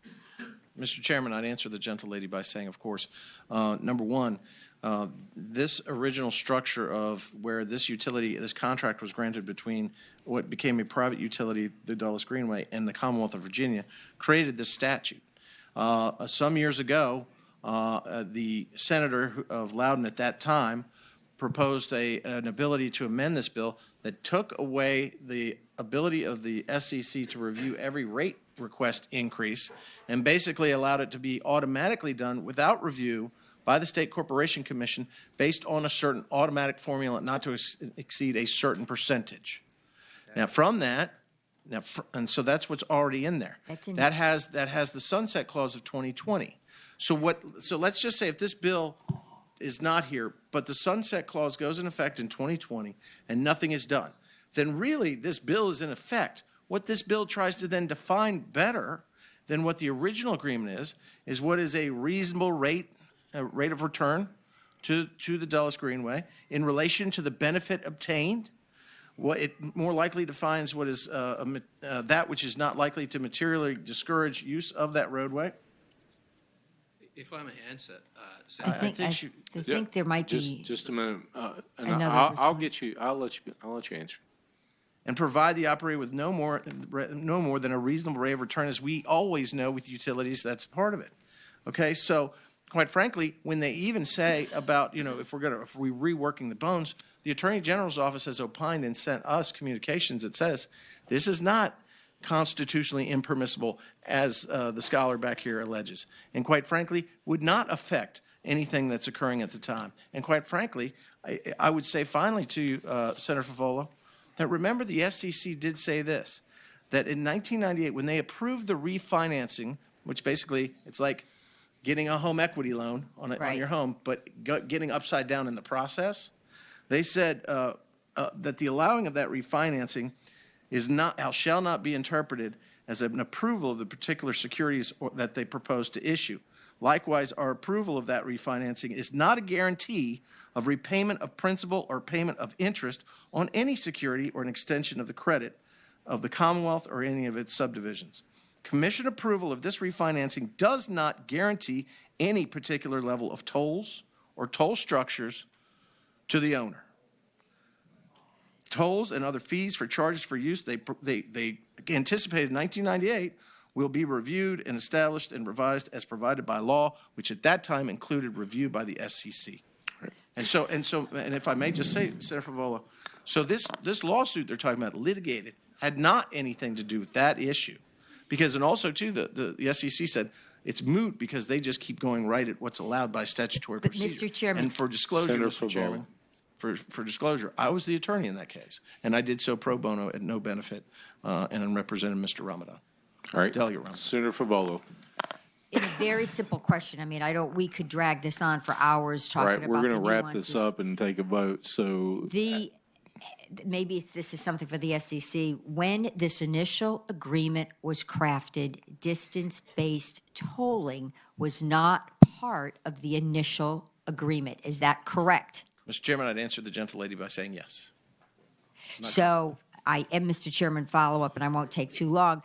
So in effect, we are changing the structure by which the investor, a private company, invested money and established a payment rate for collecting tolls. So if in fact distance-based tolling was not part of the initial agreement, what guarantee do we have that if distance-based tolling ever survived the test of court, which I don't think it would, the folks on the western end of the Greenway would be paying a considerable toll?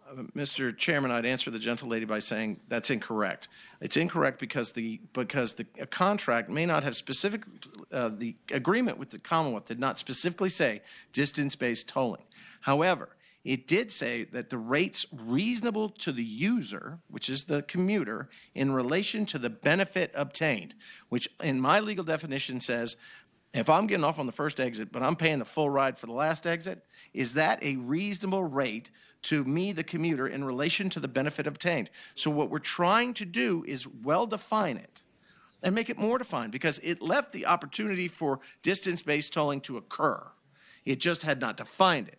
We define that here, and we allow the SEC to be empowered again with the ability to make sure that your commuter in your area is paying a reasonable rate for the distance traveled on this public utility. All right. Mr. Chairman, last question, I promise. Why can't this issue be studied and economic models produced so our toll payers know up front what kind of tolls they would be paying when they use the Greenway under a distance-based model?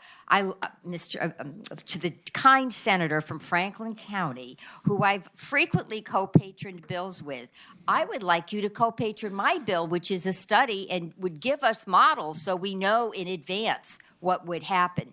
Mr. That's Chairman, my last Mr. comment. Chairman, I'd quickly just answer that there have been experts that have studied this. I'm happy to turn those over to her. I think it would be redundant and a cost incurred by the Commonwealth and its taxpayers that is unneeded based on reports that one can look at and make determinations based on that. All right, I'm going to let Chairman? I'm going to let Mr. Hook speak in rebuttal.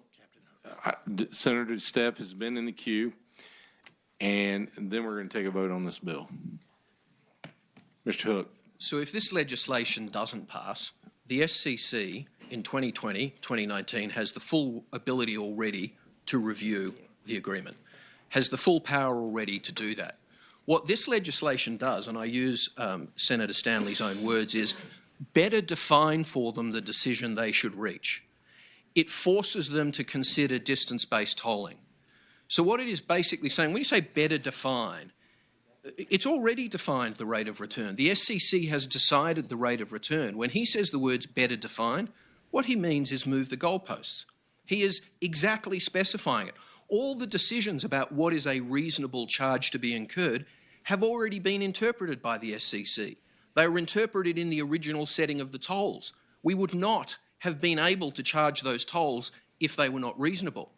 And when the SCC said when it authorised the debt in 98, and then again in 2005, it didn't guarantee the debt, what it was simply doing is saying the state of Virginia doesn't guarantee this debt. Well, of course the state of Virginia doesn't guarantee this debt, and it made it crystal clear that it wasn't guaranteeing it. But what the state of Virginia guarantees, both explicitly and implicitly, is that it will abide by the contracts that it signs, and if it doesn't abide by those contracts, it will give just compensation. And what this legislation seeks to do is not abide by a contract, but not give just compensation. And one of the senators asked the question as to what would that just compensation be. If $600 million of debt is wiped out from a rate of return perspective, the just compensation that Virginia has to find is in the vicinity of in excess of $600 million, which, without having the intricate knowledge of your budgets, I know enough of every jurisdiction around the world to know that that money doesn't magically appear. So the SCC already knows what the rate of return is. It's already defined the rate of return. What this legislation does is to say you've actually got to come up with a lower rate of return than the one you specified when you came up with the agreement. Better defining, as the Honourable Senator himself, the words he used, this better defines for the SCC the answer they've got to come up with, is a euphemism for moving the goalposts. It can be nothing but a euphemism for moving the goalposts. Thank you. Hang around. We may have questions for you and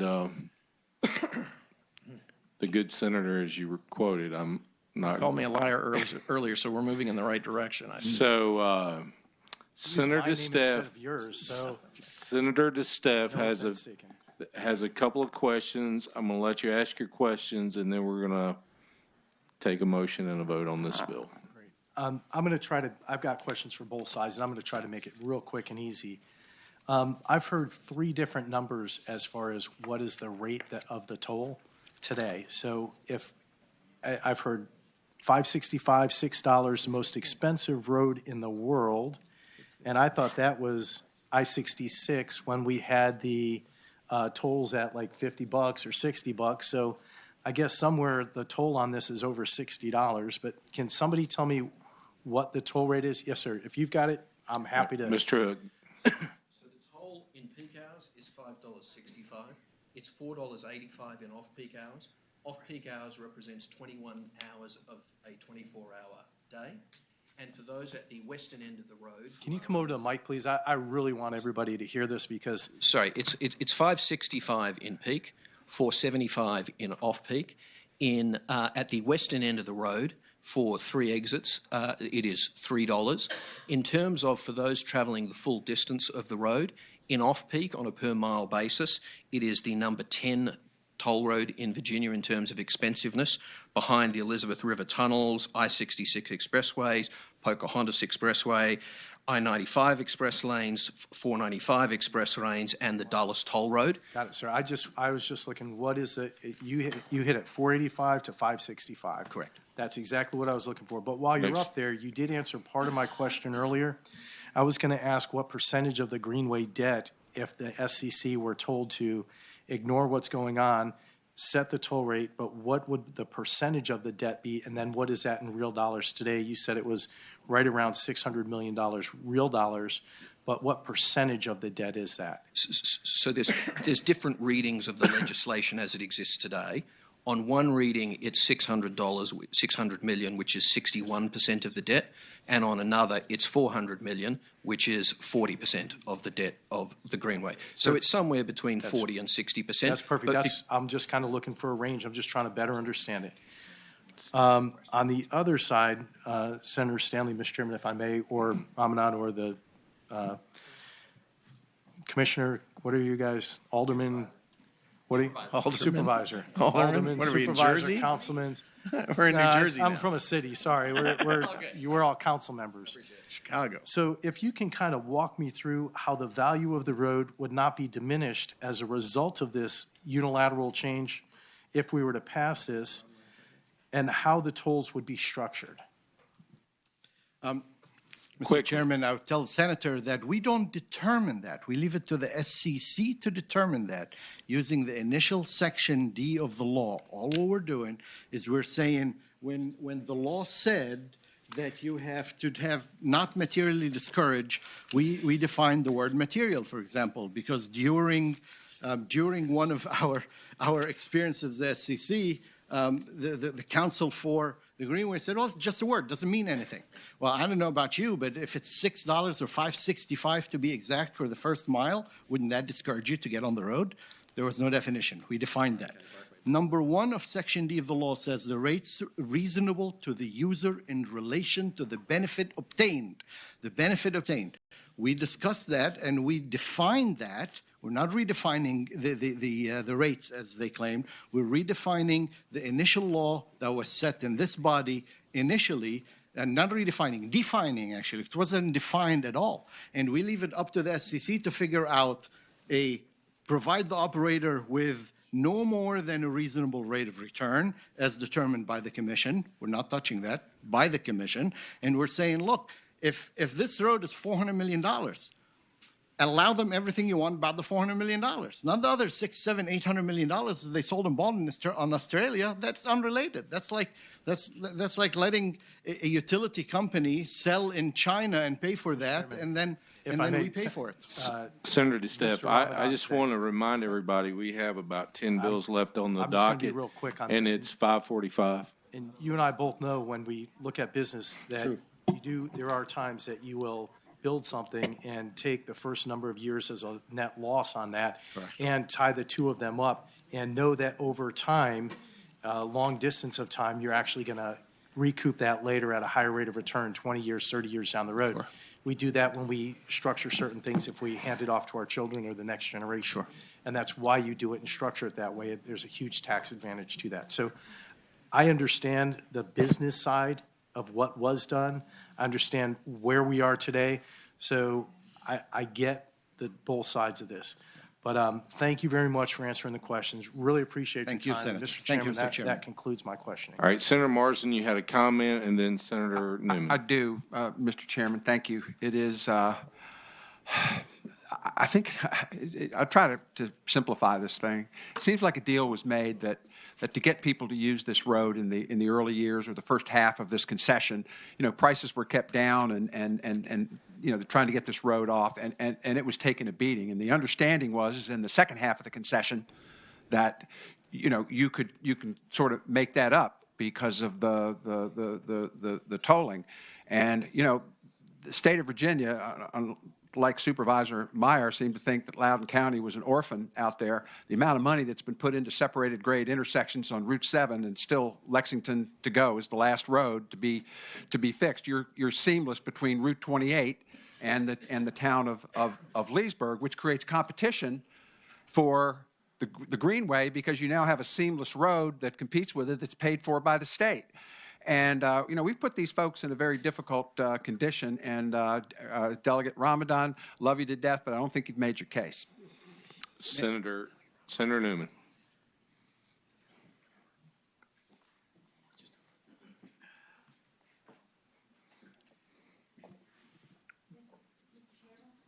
Senator Newman. Senator Boyce, go. Thank you, Mr. Chairman. Senator Favola has a study. Normally, these are rolled into, we at least consider the two bills together when they're similar.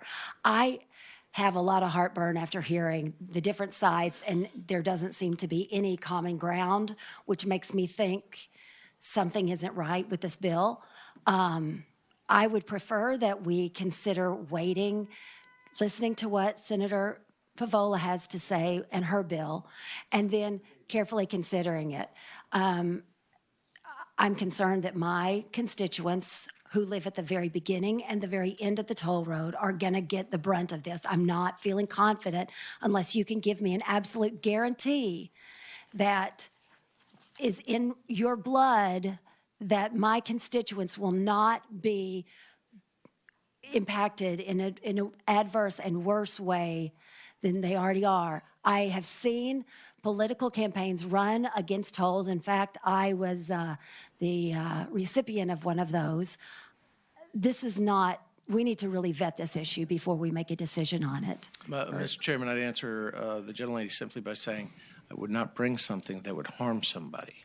I bring this on behalf of the Commonwealth to make sure that these people who are using, these commuters who are using this do not continue to be gouged and are paying off the debt of a bonding that basically took this greenway and put it underwater so it could grab those bonds and that money at the same time. So I think I've been generous with time Yes. on this issue. And Senator Cosgrove. I move to report.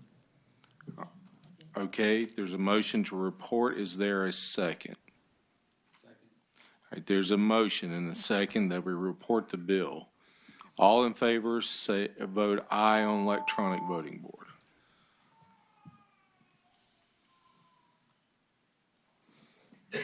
Six ayes, 7 nays. Bill fails to report, 7-6. Thank All you, right. Mr. Chairman, for your time. Thank you. Next, I'm going to take up, and I think, Rick, can you talk? Senator Stanley, we're going to try to move on, so y'all just go out with it. Rick, can you come up and speak to Senator Barker's? I have a similar bill. It's a very simple study on the topic we were just talking about. Okay, let me get Senator Barker's. He's trying to get back over here. I'm going to see if we can take care of this without him coming back, and then we'll take yours up. Thank you.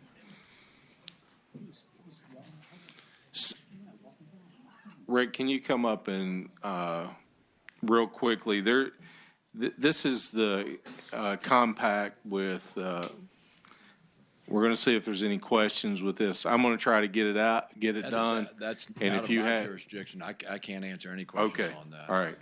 So, so Senator Barker has a bill that's dealing with the Potomac River Bridge towing compact. Okay. Mr. Thank you, Chair, Joanne. Joanne Maxwell from VDOT. That is a VDOT bill. Okay. It's a very simple bill. All we're doing is trying, there is currently a compact that allows for those bridges that cross the Potomac River, about 7 or 8 bridges. It allows law enforcement in each of the 3 jurisdictions, Maryland, Virginia, and D.C., allows law enforcement to basically on any portion of those bridges, even if they happen to lie in another jurisdiction, to go ahead and make arrangements for towing, et cetera. Well, all we're doing is adding 4 more bridges to the compact so that now all the bridges that potentially cross multiple jurisdictions involving the Potomac are subject to the compact, and law enforcement from any one of the 3 jurisdictions can handle incidents and arrange for towing, et cetera. We do have a Line amendment. Yes, sir, we Yep. do. Beth, can you report that, and let's get that in front of us. Mr. Chairman, the amendment is on line 50 after parties. It inserts a new enactment clause, number 2, that the provisions of this act shall become effective only upon enactment by the legislative bodies of Maryland and the District of Columbia or legislation substantially similar to this act. All right, so this would just prohibit Virginia from doing anything unless D.C. and Maryland actually entered into it. That is correct. And it's our understanding that they are entertaining discussions and that they are moving towards that. All right, so is there a motion on that amendment? And Senator Newman seconds. All in favor say aye. All opposed. Now the bill's before us. There's a motion to report. Is there a second? It's been moved and seconded to report the bill. All in favor vote aye on electronic voting board.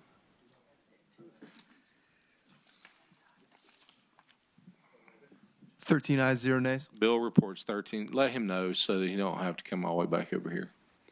All right, Senator Newman has another meeting to get to. Senator Newman, you have a bill, Senate Bill 1787.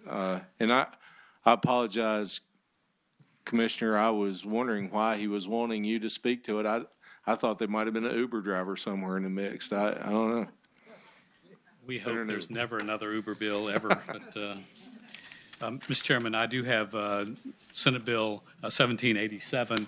Mr. Chairman, as you'll recall, we requested the DMV to conduct a study last year of numerous aspects of the automobile insurance market, and they have done that. The DMV has held 4 stakeholder meetings from May through August, attended by representatives, some of which are in the audience, including the insurance industry, highway safety advocate, law enforcement representatives, the State Corporation Commission, and the trial attorneys.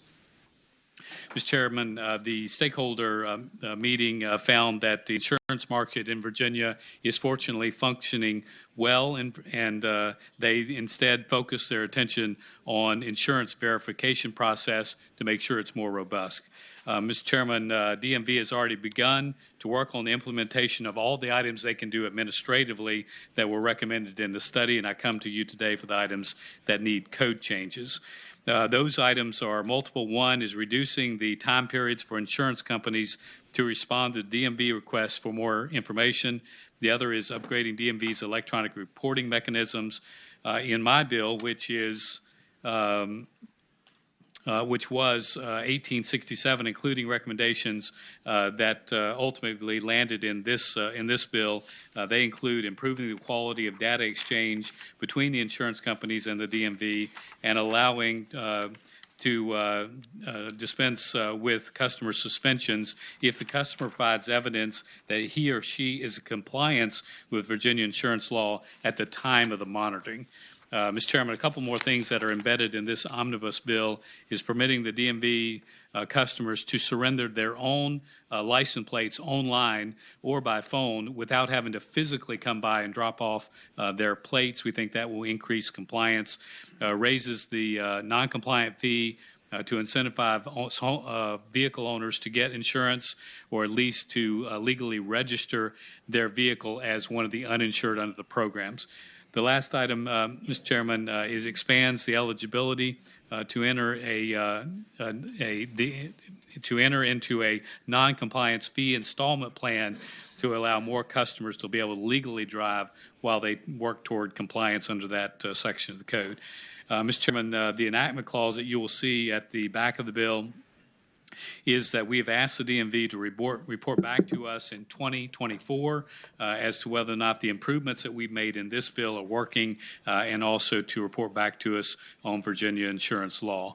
Mr. Chairman, as I understand it, the Commissioner and others support this bill, and the automobile insurance industry does as well, and I hope that we will report the bill, Mr. Chairman. All right. Any questions of the patron? Mr. Chairman.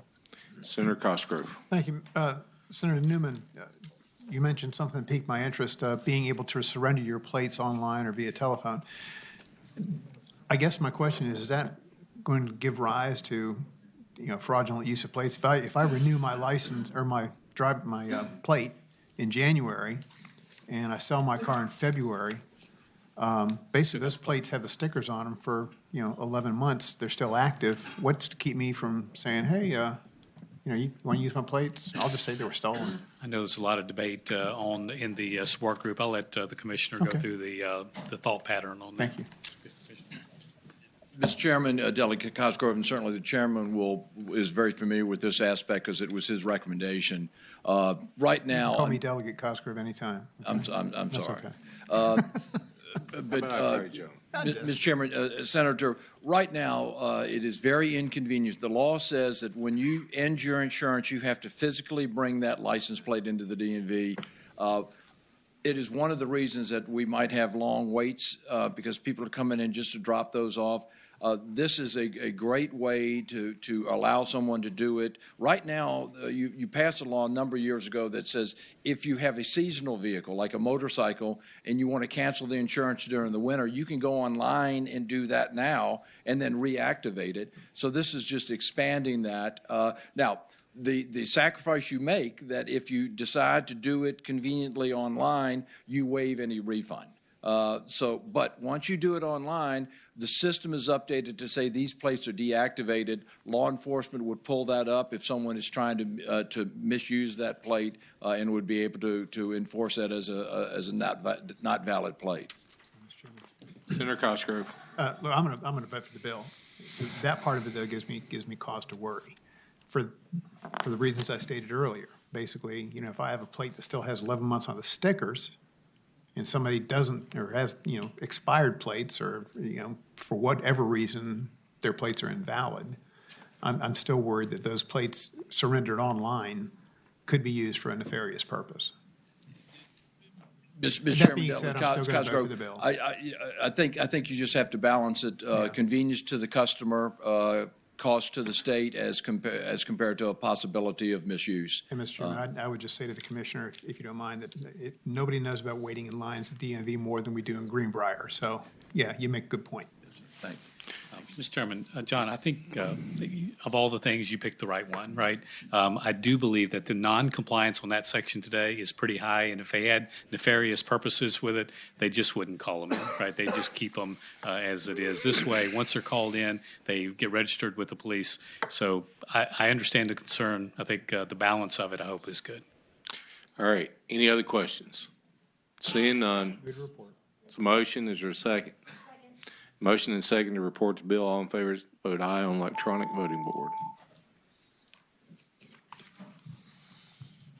13 ayes, 0 nays. 13 ayes, 0 nays. Thank you, sir. Senator Favola, you have a bill dealing with the Greenway also, and I know Mr. Hook has came a long way.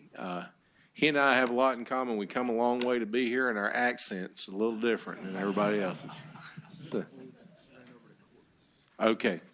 As soon as she's back, we'll take the bill up. She stepped across the hall, so we'll try to get you out of here as soon as possible. Senator Cosgrove. Mr. Chairman, is it okay if I just do it from here? Sure. Easy. Mr. Chairman, I have two bills before the committee today. The first is Senate Bill 1029. Basically, it would require the state police to let nonviolent felons be certified for Virginia inspections. Having worked with the state police and Senator DeSteff and Delegate Bloxham, we've been assured that they will work with the car dealers to make sure that they can get more inspectors to do that. So with that being said, and with their assurance that they will do so, I'd ask the bill be stricken. All right, motion is to strike the bill in a second. All in favor, vote aye on the electronic voting board.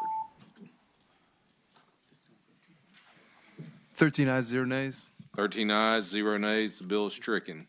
Next is Senator Cosgrove, 1733. Yes, Mr. Chairman. This bill deals with electronic peer-to-peer motor vehicle rental services, which scares me to death. There's quite a bit of angst over the ability to do this. However, the bill is written, would request a study. The other chamber, in its wisdom or lack thereof, is kind of stingy with their studies.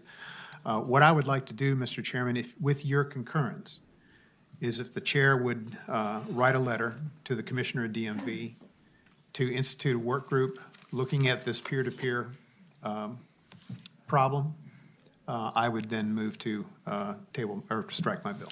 So on the motion to strike the bill, Beth, Your assurance. with a letter from the chairman that directs DMV to look at the peer-to-peer program to see where we are in this process and how appropriately it would work in Virginia, with the patron's request to strike it based on the letter. I'd say move. All right, so there would be a request to strike, letter from the chairman directing DMV to look at this issue. All in favor, or is there a second? Second. All in favor, vote aye on electronic voting board. 13 ayes, 0 nays. 13 ayes, 0 nays. Bill is stricken. Senator Boysko, you have a Senate Bill 1784. This is the traffic incident management vehicles. That's correct. Would you like me just to stay here? Did you want me? It's up to you. You can. I'm fine to stay here if that's okay with you all. Senator, go ahead, Senator Boysko. Great. Mr. Chairman, members of the committee, I have an amendment first to give you in the nature of a substitute. All right. There's a motion. Is there a second on the substitute? All right. All in favor? Aye. Aye. All opposed? All right, we have substitute before us. Great. The new language in the substitute adds training requirements for the drivers of the traffic incident management vehicles, known as TIM vehicles, and it requires that they are recertified every 5 years. That's the difference in it from the original. 1784, SB 1784 will increase safety and decrease traffic congestion on the Commonwealth's roads by Senator Bosco, you may want to look at your substitute. I think it's changed. It's 1784. My apology. That's what it has on my page too, and I just read it wrong. I must have dyslexia or something. Yeah, it's the same number. Sorry about that. 1784 will increase safety and decrease traffic congestion on the Commonwealth's roads by enabling another crucial group of first responders to get to the scene of an accident or other incident more quickly. I was asked to carry the bill by Loudoun County, and the Metropolitan Washington Council of Governments supports this bill. VDOT responders are routinely delayed or prevented from arriving at significant traffic incidences due to congestion.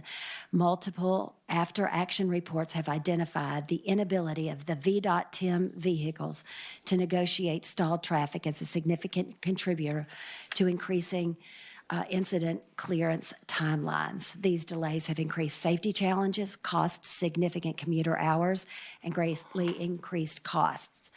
According to the Federal Highway Administration, 25% of traffic congestion is associated with crashes. Allowing the VDOT TIM vehicles to utilize emergency lighting and sounds will improve response times and will greatly alleviate traffic congestion. The Maryland Department Transportation, which utilizes emergency traffic incident management vehicles, reports an approximate 50% reduction in traffic incident management response times as compared to VDOT, which currently uses only non-emergency traffic incident management vehicles. MDOT has identified an average response time of 7.5 minutes. I think we, is this more information than you want? I think it's more information we need. I think we understand what the bill does. Okay, great. I think you probably have some witnesses that want to speak to it. And thank you. I would allow them some time to speak so we can move through it. Thank you. So those in favor of the bill, if you want to speak just briefly, we understand the incident management vehicles that are wanting to utilize emergency lights and sirens. And this substitute will require them to have some training in order to be certified to use those vehicles on the roadways and where incident management is being offered. So you have captured it, Mr. Chairman. Sharon Pandak. Not to say I like it, but I understand. Yes, sir. And Sharon Pandak, General Counsel, Metropolitan Washington Council of Governments. We have supplied to you a resolution from the Council of Governments endorsing this concept, and I'll pass up some extra copies through the clerk, but you should have that in your inbox, as well as a copy of a traffic incident management enhancement report done by a task force comprised of public safety officials as well as other public officials, including transportation, VDOT, MDOT, DDOT officials. And the concurrence of that group is that the sooner you can get people, get incidents cleared on roads, the faster you can relieve congestion, the less likely you're going to continue to endanger public safety. And basically, it frees up space on the roads that otherwise would be consumed with this traffic congestion. And that happens in major roads all over the state, 95, 81, all of the major roads crisscrossing the state have those issues when there are incidents, and it would greatly assist. The conclusion of the task force was consistent with what Maryland has found and national studies have found, that if you can allow these vehicles to use sirens, and flashing lights like emergency vehicles when responding to these incidents, that you can clear the roads much more quickly. We appreciate Senator Boysko for raising this issue with you, as well as Delegate LaRocque, who has raised it in the House. Right, I'd thank be you. glad to answer any questions. Anyone else that would like to speak in favor of this bill? Mr. All right. Chairman, just very briefly. Senator Cosgrove? I really don't want there to be any confusion, and I'm sure it was just a misplacement of words. These are not first responders. Okay? So they're important, but they're not first responders. Absolutely, Mr. Chairman. This relates to the vehicles, the traffic incident management vehicles. Right. That's a very important distinction. The people driving them will be required to get training. They will not be emergency responders. Good, thank you. Yes, sir. Thank you. All right. Anyone else have any questions? So here is some of the things that this is no secret to everybody who is a proponent of this. Under 462920, that's always related to emergency vehicles, police, fire, rescue. The training methods that they have to go through, and the fact that they are using red, white, blue, flashing amber lights that are on there. And the combination of lights and sirens is what gives them the right to proceed in due caution and to be somewhat given immunity to be able to go through lights or to pass other vehicles to get to wherever they're going. My main concern is this is the first time we're going to step outside the realm of fire, rescue, and police, and now put this into another category of incident management with the siren. And my concern is how we may be confusing the public and what the penalty is for this if that's abused. And that's something that gives me some grave concerns. I know that the police pretty much manages their operations pretty strictly, and I don't know where we're headed when we start adding the sirens to these vehicles. So if anyone has any kind of information they would like to provide in answering those type of questions, I'd be happy to hear that. If I might, Mr. Chairman, there are a couple of things I would point out. One, there are requirements for these types of vehicles to fall within the categories to include among that either having insurance or being self-insured.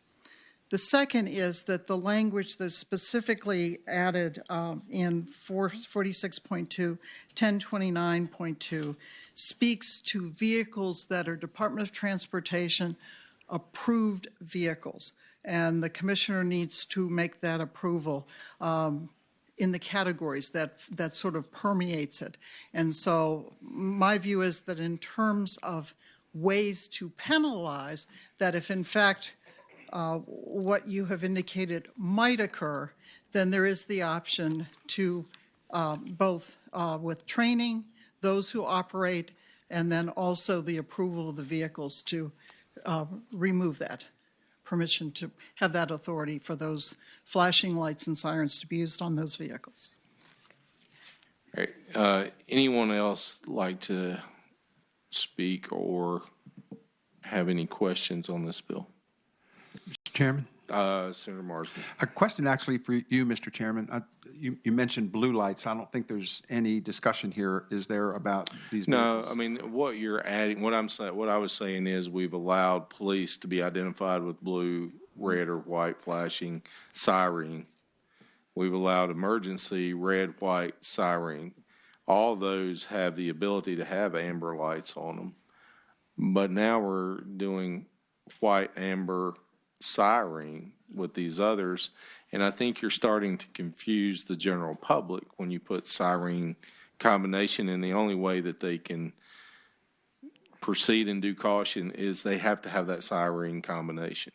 Mm-hmm. So because you have them under 46.2 920, and you know, that's what gives me the greatest concern. And I don't know, I was kind of looking in the substitute. I don't know that this prohibits them from having red lights. It does? Okay. I just didn't see. It does not. So they can also have red, white, amber flashing lights. So that's what kind of gives me the concerns. And I will tell you this, and I don't know if state police is even here. Yeah, he is. If I'm wrong, he can correct me. That's probably the most liability any agency takes, is the operation of emergency vehicles and the accidents that occur from the operation of that. And I think this is something that you're going to see. I'm not saying speak in favor or against it. I'm just throwing out the liability issue when you're operating an emergency vehicle with a combination of lights and siren. Yes, sir. Mr. Chairman, Danny Glick, State Police. Obviously, it's a huge liability for an agency to take on, but that's purely within their realm to take that on if they desire. I think a lot of this is coming out of the traffic incident management realm, and not speaking for or against the bill. We have no position on the bill, but I spent a lot of time in the traffic incident management part of this, along with some of the folks from VDOT. And what's happening is we're needing VDOT to get to the scenes, these federal, this whole program to get the roadways cleared more quickly, asking them to be on the scene and provide support, whether it's cones, whether it's signboards, whether it's the vehicles that they have, those incident management vehicles. There is a need, and a lot of the local fire and rescue have asked for VDOT to be more responsive, because they've historically not been. They've always come after the event and they show up because they have the amber lights and they have to abide by all the rules. They're asking, I think, based on this, to be able to respond more like an emergency vehicle. So I think it is red lights and siren is really what they're looking for on this. Right. Not to speak for VDOT, but that's Yeah, what I interpret. it's a combination of those. And, I mean, of course, amber lights are all part. You can have amber lights on your police cars. But the training, have you looked at the substitute and seen what the training is required? I have not. I was assuming that it was the standard EVOC training. It's the standard EVOC training, which you and I know that's training, but that's not quite as extensive as most individuals would have to have in an emergency vehicle. And again, I don't know that this is their standard fleet. I think, and I don't want to speak for VDOT. I think these are their specialized vehicles that are designed for roadway incidents, crashes primarily, or roadway closures. So it wouldn't be their entire yellow fleet running lights and sirens. I think it's a very designated number of folks that work those traffic incident management with large scale crashes. So. All right. Any questions? Is there a motion? Move to report. There's a motion and a second to report the bill. All in favor, vote. All right, Senator Cosgrove. Thank you. Certainly, I'm not nearly as well versed in this as you are, but I've been in the General Assembly as long as you have, sitting right next to you. You said 16. We've been here 18. I know, 18 years, yeah. This bill gives me great pause. I really, to think that the VDOT vehicles could have red lights and be confused with, fire emergency vehicles, the installation of sirens and everything. Well, I just have a lot of trouble with this. Listening to your comments, I'm even further troubled. So I won't be supporting the bill. All right. All those in favor, it's properly moved and seconded. All in favor, vote aye on electronic voting board. 6 ayes, 7 nays. 6 ayes, 7 nays. The bill fails to report. Senator Suderline.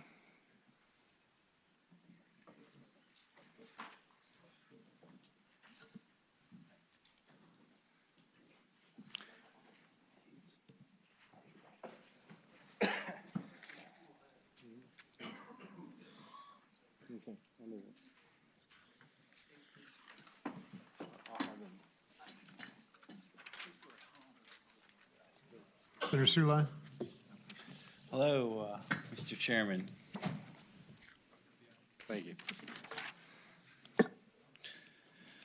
All right, thank you, Mr. Chairman. Senate Bill 1700 is a bill seeking to address something that the General Assembly considered a few years ago. In 2017, both chambers unanimously amended this code section, and the governor agreed to sign it into law, requiring VDOT to notify property owners 30 to 45 days before they would file to take the property, and then send the record instrument with 4 business days within 4 business days of recording.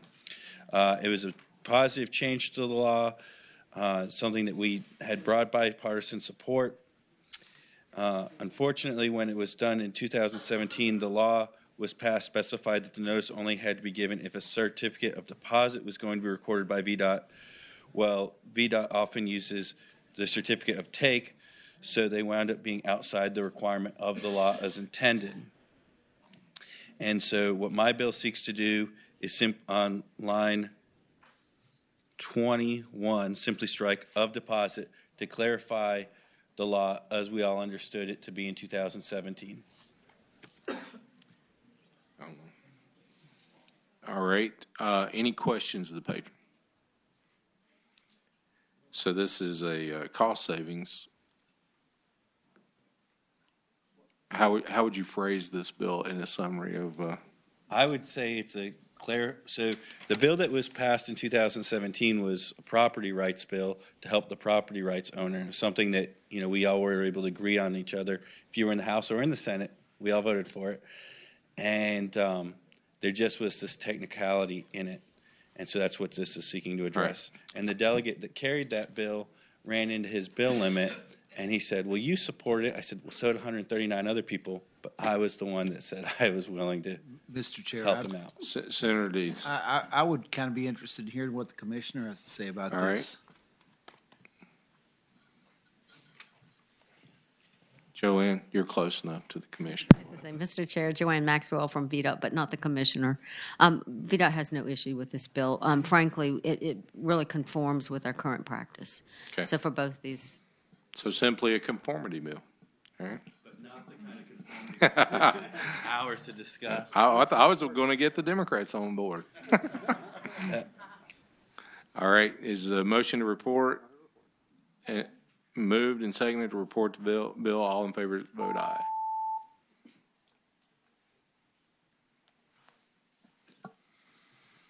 Thirteen ayes, 0 nays. 13-0.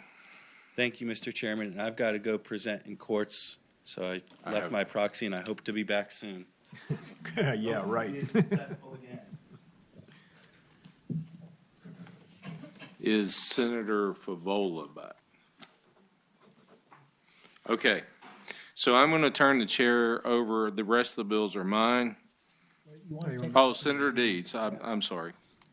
That's all right. I appreciate it, Mr. Chair. I've got a substitute on the bill, and if you want to adopt that, then I'll have a motion. Move to substitute, Mr. Chairman. There's a motion, and Senator DeStefs seconds. All in favor to adopt the substitute, vote aye. First say aye. Okay, with that being said, what the purpose of this bill was basically to try to get somebody to take a look at the idea of I wanted to add tint and more thorough exhaust to the safety inspection.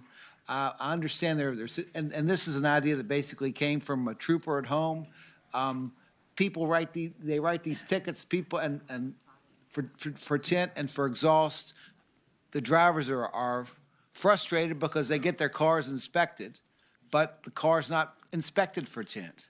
And so I was trying to figure that out, and I think if the chairman will write a letter to the Department of State Police and ask them to take a look at how to do this and how to come up with, how much it's going to cost, because the other part of it that the reason I didn't put a bill in just adding things to the safety inspection is that I didn't know how to cost them.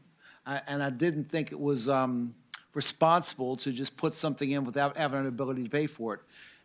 And if the commissioner or if the chairman would write a letter to the state police and ask them to take a look at this and take a look at how much it's going to cost, I'd move to strike the bill.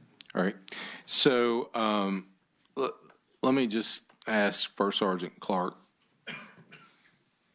By the way, the governor's not in the building. He's moved on to a different job. So Chris, you and I know that the whole reason the inspection program has never really taken on the tinning and the exhaust issue is for ages, they didn't want to invest in the tint meters, and they didn't want to invest in the decimeters that measured the sound. The exhaust, as long as it's not leaking, is legal. The tint has just never been measured. A letter to you guys, can you guys do a 1 year report back here just on what that cost would incur and what the ability to make it a part of the inspection program to cover what Senator Deeds is wanting to do? Yes, Mr. Chairman. Like I said, Chris Clark with State Police. Yeah, we don't need a letter. We can take that on. The things that, of course, we're concerned with is the cost of the equipment for the inspectors or the inspection stations, for the temp meters, the equipment to measure the exhaust. Both those are enforcement issues that troopers and police officers take enforcement on, and it's not an inspection issue, but that's a process, the inspection process we're trying to as Senator Cosgrove we spoke of earlier, we're trying to streamline, make more efficient. That would add time to the inspection process. But we don't need a letter. We can more than do that for the senator. I appreciate very much what you say, but I've got people out here who get their cars inspected 1 week, they get a ticket the next week, and troopers are frustrated by that too. I mean, drivers and then troopers, and I'm just. Yes, sir. And so Mr. Chairman, Senator, we can take a look at that and get those numbers to you. And we, like I said, we do not need a letter. We can take on that task and do it as quickly as we can. To satisfy the patron, I'll just send you a letter. Sir. I understand that you're going to do it, but it's part of the bill. Yes, sir. So we'll start on it tomorrow. All right. Thank you. Thank you, sir. All right, so the motion is to strike the bill with a letter from the chairman to ask the state police to look into the cost and effectiveness to make it a part of the inspection program. All in favor, vote aye on electronic voting board.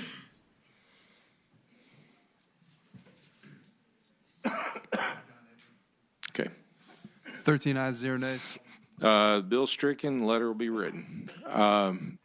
Senator Favola. You have someone who's drove a long ways that would like to speak. Yeah, if the long ways from the airport, that's the part on the plane might be a little longer.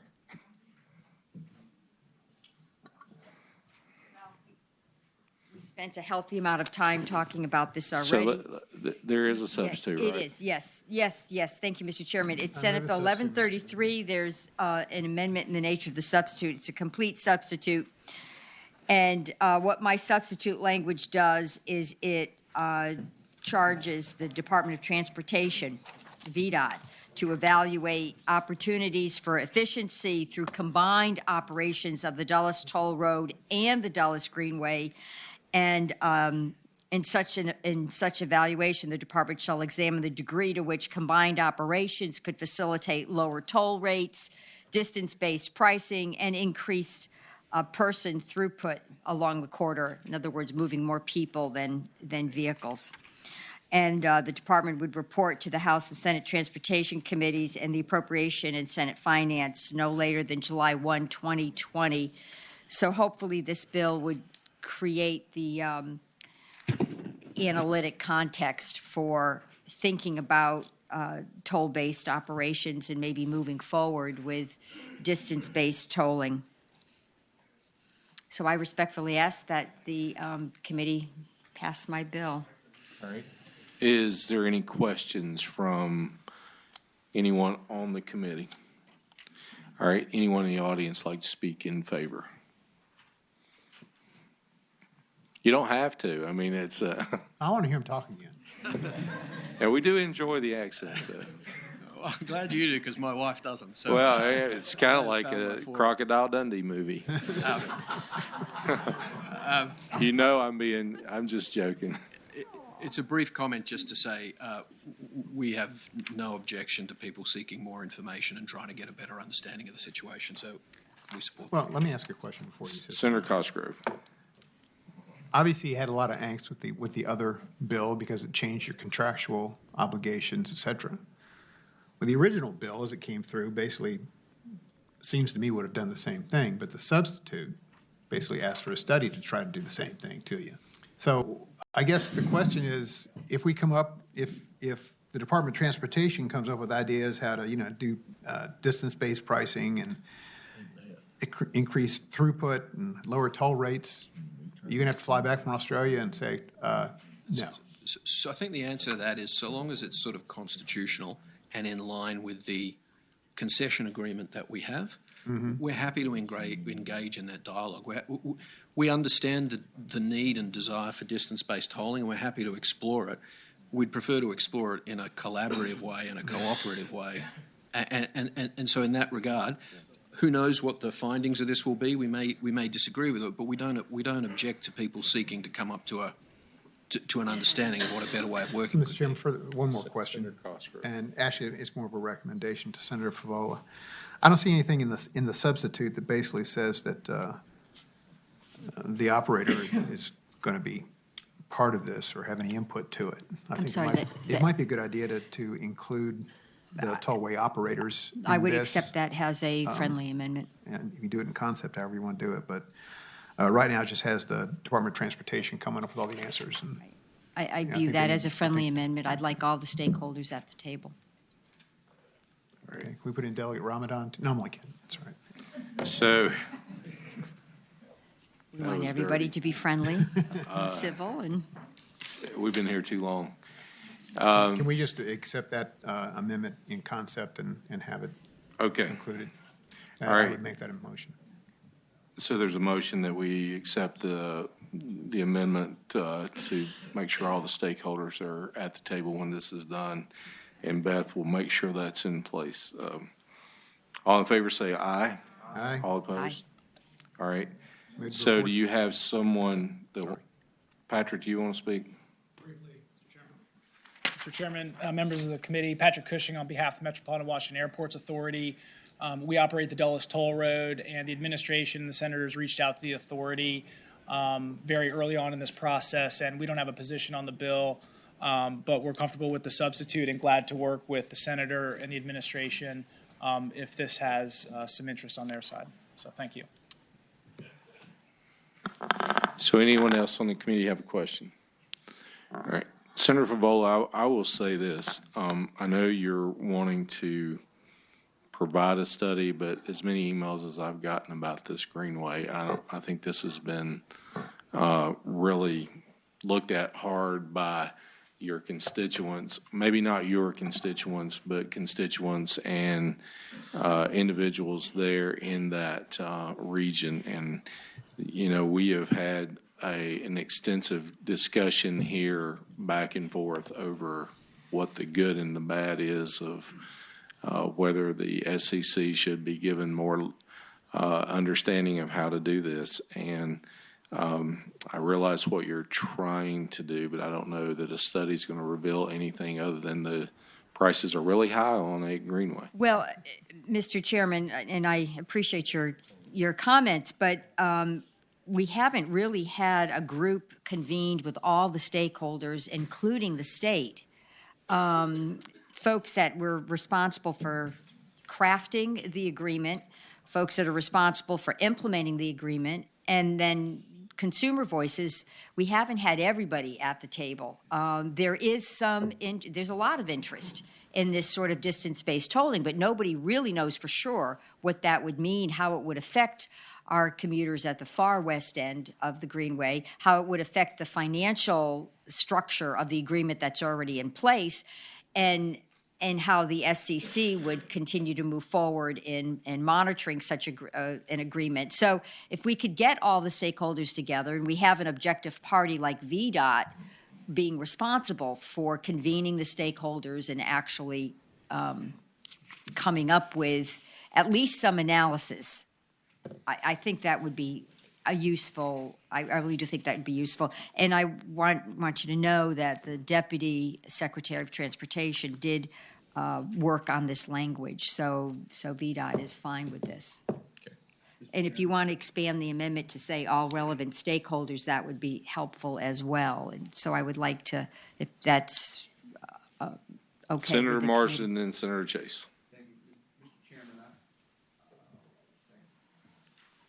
Mr. Chairman, I think it's a good idea to do this study. I just had an experience with the proffer bill where, people are talking, people think they understand, people are involved in one conversation and not in the other, and I think a lot of that is what's gone on with this with this Greenway. And to get a study where you have absolutely everybody at the table at the same time, where everybody understands the agreement, because the telephone is your worst enemy in these things. Everybody's talking and everybody's misunderstanding what somebody else is saying. And I think this is a very important thing for Loudoun County and for Northern Virginia. We need to get it right. And the only way to do that is to get everybody at the table, everybody in the room. And I would urge that the panel support this study request. And Mr. Chairman, Senator may I ask you to ask staff about the amendment? I think we wanted to expand it to all stakeholders. All right, Beth, if you want to report what that amendment would say.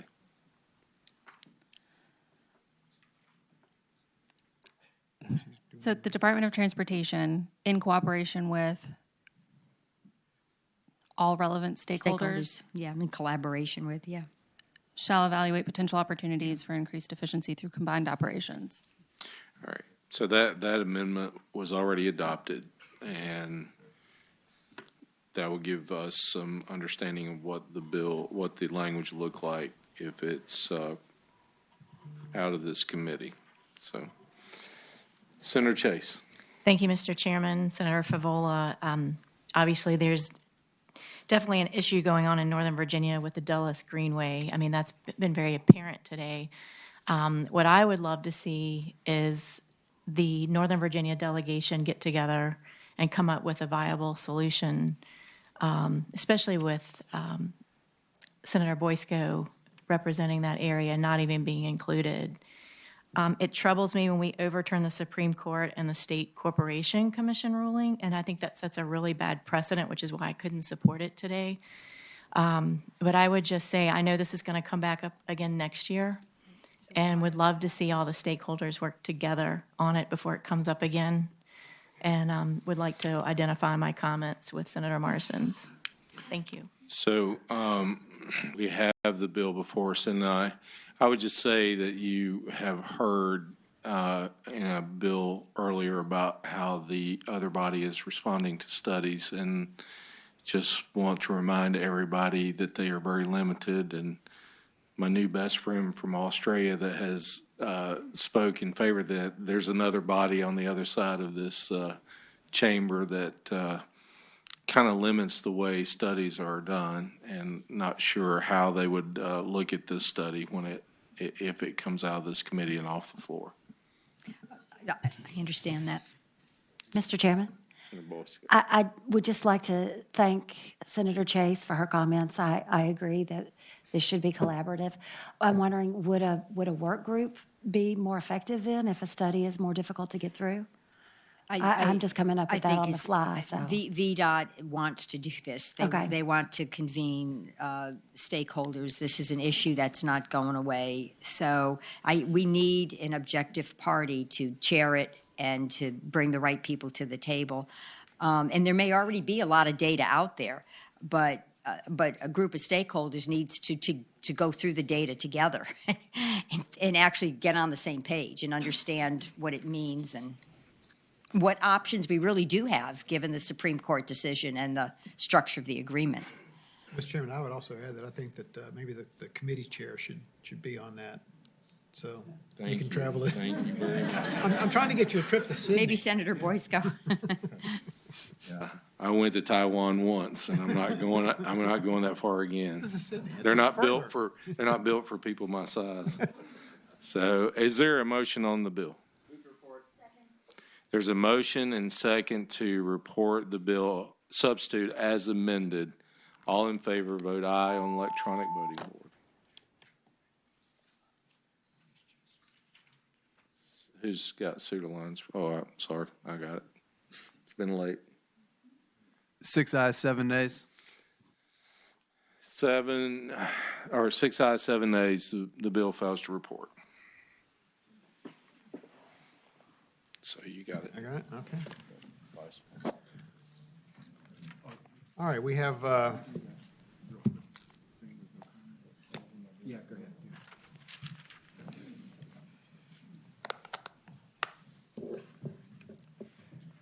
bring our attention to the chairman's bills, and you have something else you want to? All these great bills. Yes, sir, Mr. Chairman. What would you like us to consider first? Mr. Chairman, let's start with the police request towing on the local regulations, and I know there's a substitute or amendment to that bill. Which bill number is that, Senator? 1510. Thank you. Bring our attention to 1510, please. If you And can there's adopt the amendments after they are reported, I'll begin to explain the bill. Okay. Can you hear the amendments, please? Mr. Chairman, the amendment is on line 25 after vehicles. Insert nothing herein shall prohibit the Department of State Police from entering into a memorandum of understanding with a county, city, or town to provide for towing services. Okay, is there a motion on the amendment? I move amendments. It's been moved and seconded to adopt the amendments as presented. Those in favor, please say aye. Aye. Opposed, no. All right, the amended bill is before us. So, Mr. Chairman, back in around 1993, when this section was created and towing boards in localities were being set up, somehow or another, the state police was written into the language. And so what happens now is the state police are not an advisory, just an advisory to those towing boards. Now, when those towing boards are set up, the state police being named in the code become a part of that contractual agreement. So this is the first time, and this was discovered in Pulaski County when it was brought to my attention by the first sergeant who was asked to be on the towing board that they were trying to set up in Pulaski County. And it was realized for the first time that we're requiring the state to adhere to local government's contractual agreements with towers. And so what happens is when a locality has a decision that they're going to set up a towing board in a county, and because the state police is mentioned in this process, and they're not just mentioned as an advisory, they're mentioned in it as being a part of it, made to be a part of it, the liability on them then falls on those contractual agreements that the localities make that the state don't. It's the first time we have put a state entity in the position that the liability falls on them that in a decision that the county makes.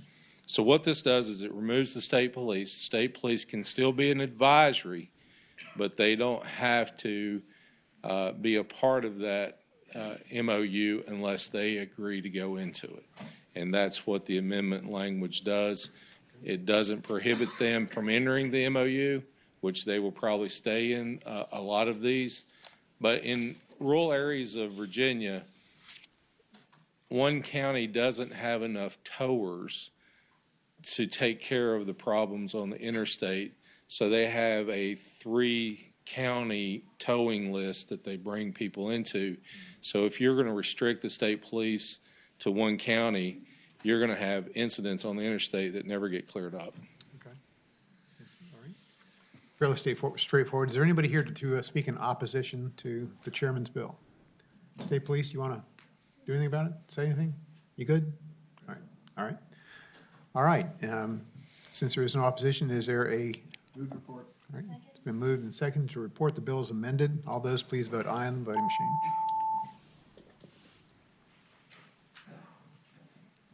13 ayes, 0 nays. Your bill passes, sir. Thank you, Mr. Chairman. Next is the passing stop school bus, the language that we have. And we'll bring our attention to this. 1520.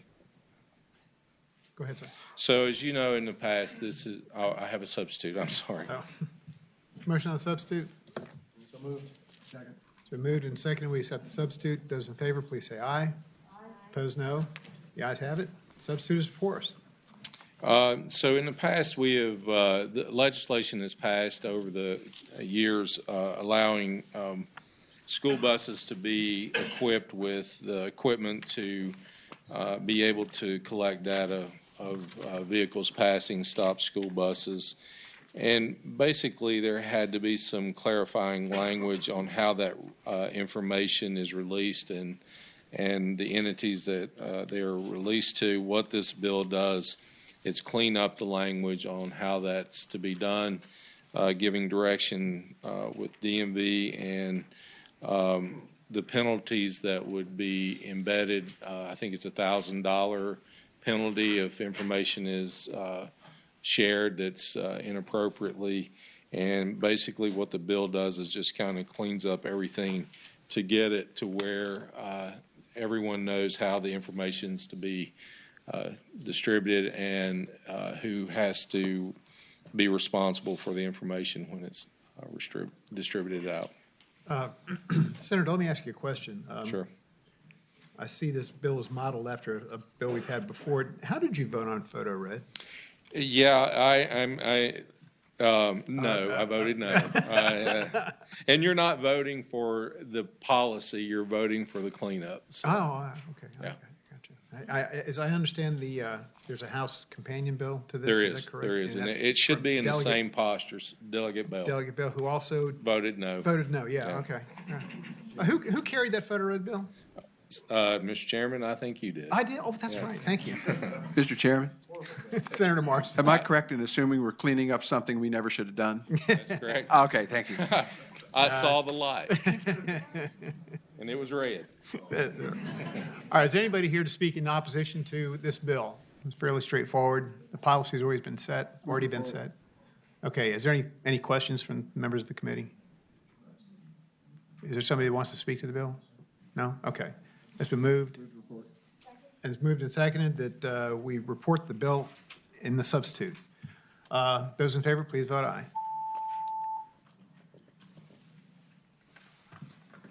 Thirteen ayes, 0 nays. Your bill passes, sir. So next, Mr. Chairman, and this bill would have to go to finance if, oh, I don't? Okay, that's unusual. The next one I want to take up is 1775, and this committee is very familiar with what we did directing a stakeholder study on overweight vehicles, trucks, and entering into the agreement by the federal government of 90,000 pounds and over.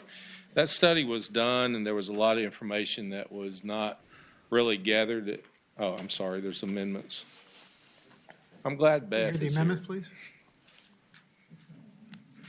Mr. Chairman, there are 3 amendments. The first one is on line 3 in the title after Bill 2. Strike the remainder of line 3 and through highways. On line 4, insert direct the Commissioner of Highways to report certain data on. The second amendment is on line 10, introduced after 1. Strike the remainder of line 10, all of line 11 and through 33.2 to 32.1. The on line 12, insert section 1D. The third amendment is on line 21. After collection, insert nothing herein shall be construed to require the Commissioner to prospectively gather additional data not already collected by the Commission or any transportation agency. So Also bring everybody's attention, there is a sunset clause on this. it expires January 1, 2021. January 1, 2021. All right, do I have a motion on the amendments? So moved. It's been moved and seconded. We accept the amendments as presented. Those in favor, please say aye. Aye. Opposed, no. All right, the amended bill is before us. So Senator Carrick. to just be as brief as possible, we heard so much testimony on this last year. Basically, what this does is kind of goes beyond what the VDOT study reported to gather information. We already have 90,000-pound trucks out there, so we want to see what the infrastructure is being impacted by, which wasn't in that report. We're wanting to see what the impact is to businesses that especially haul liquid like Coors, beer, and milk, and all those things that are being hauled on the interstate, what impact that has on their businesses and the economy. We thought after seeing the report from VDOT that it would be good to have someone different than VDOT look at this. Weldon Cooper, a part of UVA, I put a budget amendment in to have them look at this to give us data back on seeing what this would actually impact our state roads, our economy as far as moving goods. And this study would direct them to do that and report back to us. Okay. Are there any questions of the patron? Is there anybody here to speak in opposition to the bill? All right, Commissioner of Highways, you good?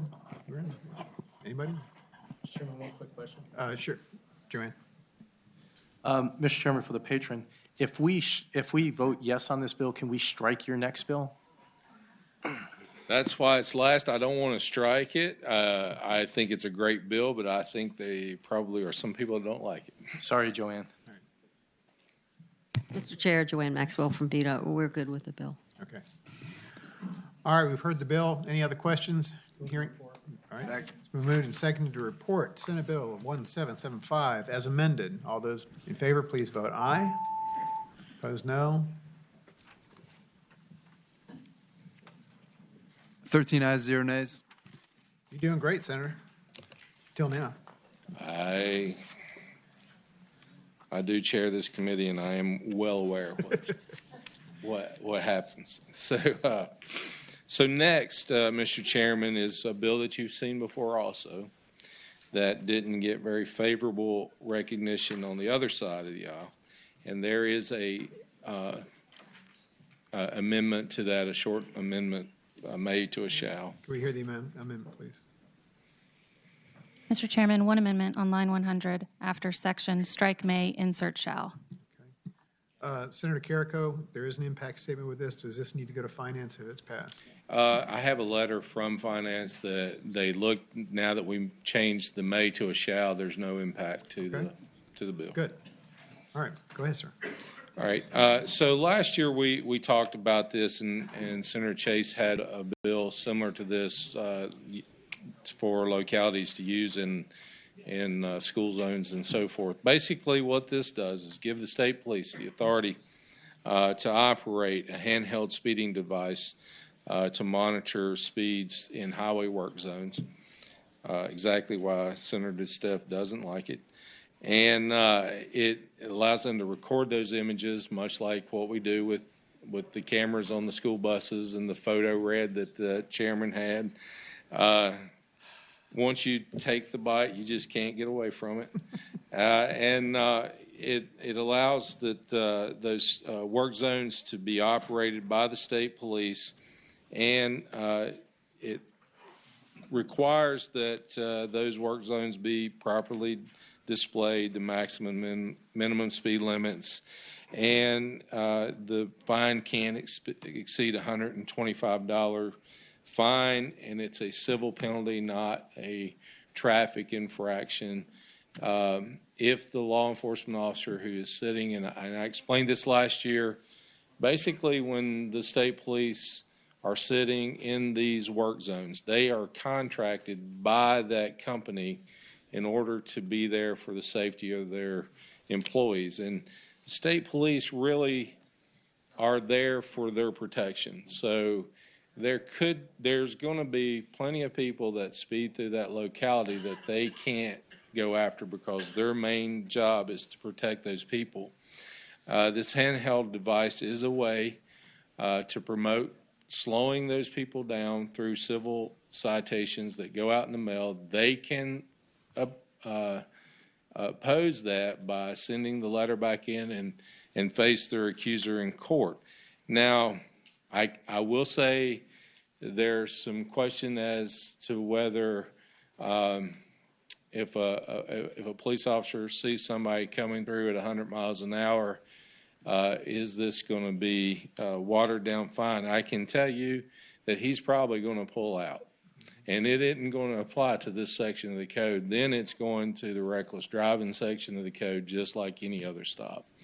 Carrico, can we make a clarification for those who may not know? When you say these police officers, these state police are there, they're contracted. These are off-duty state police officers. They're working their days off. Right. They're working extra hours. They're not working the hours that the state pays them to patrol. Just want to make sure everybody's clear on that. Thank you. Excuse me. Go ahead. So what this does is give them the ability to be able to use a handheld device to monitor that speed as they're going through those work zones, and just an extra tool for them to use in those Senator Carrico, let me ask you a technical question on this. You say handheld device, will it capture an image of the vehicle with the license plate? It will. Will it display the speed and the speed limit? It will. Okay. Okay, are there questions of Senator Carrico? And that information is disseminated just like the sections require them to do under all the other. Sure. State Police?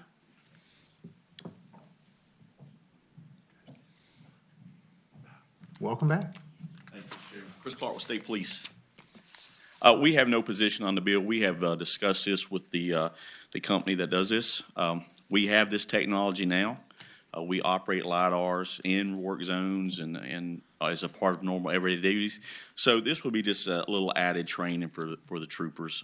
When I spoke with the company, they suggested about 2 hours. We, of course, would exceed that and probably go to 4 hours of training, but we have the same technology now. It's just a different device. First, let me ask you a question. Who's going to bear that cost? Is it going to be the state police or is it going to be the company for the training?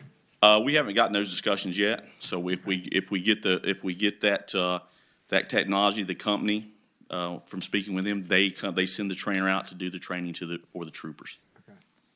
All right. Thank you very much. Yes, sir. All right. Is there Mr. anybody Chairman? here to speak in opposition to this bill? All right. Hearing none. Mr. Chairman? Yes, Senator Marcy. I think this is a great way of enforcing in these unusual work zone situations. It's safer than pulling somebody over on the highway. I see these troopers out there a lot at night under difficult circumstances, and it's really a bonus to the citizens that they're not getting traffic points here. They're just getting a civil penalty. So I would ask that we report the bill. Is there a second? All right, it's been moved and seconded. Before we take the vote, I'd like to say it's interesting that a rural legislator is carrying this bill that's really going to impact Hampton roads in Northern Virginia in a positive fashion, I would say. Have you seen how many bridges that we're? Absolutely. But what I'm saying is, we in Hampton roads in Northern Virginia, we have special tax that we pay for road construction. And if you come down to the Virginia Beach area, you're going to find 64 is nothing but a construction zone between almost Richmond and Hampton roads. The same is going on around Northern Virginia. There's construction everywhere, and that's a good thing. But it's also a very bad thing when people are going very fast through there. There are Jersey walls up, there's barrels there, the lanes are narrower because there's no shoulder, so to speak. So as much as it tickles me that you're carrying this bill, and as with the other one, from my perspective, I think it's a very good bill. So You learn to be humble here. With that being said, all those in favor of reporting this bill, please vote aye. Those opposed, no.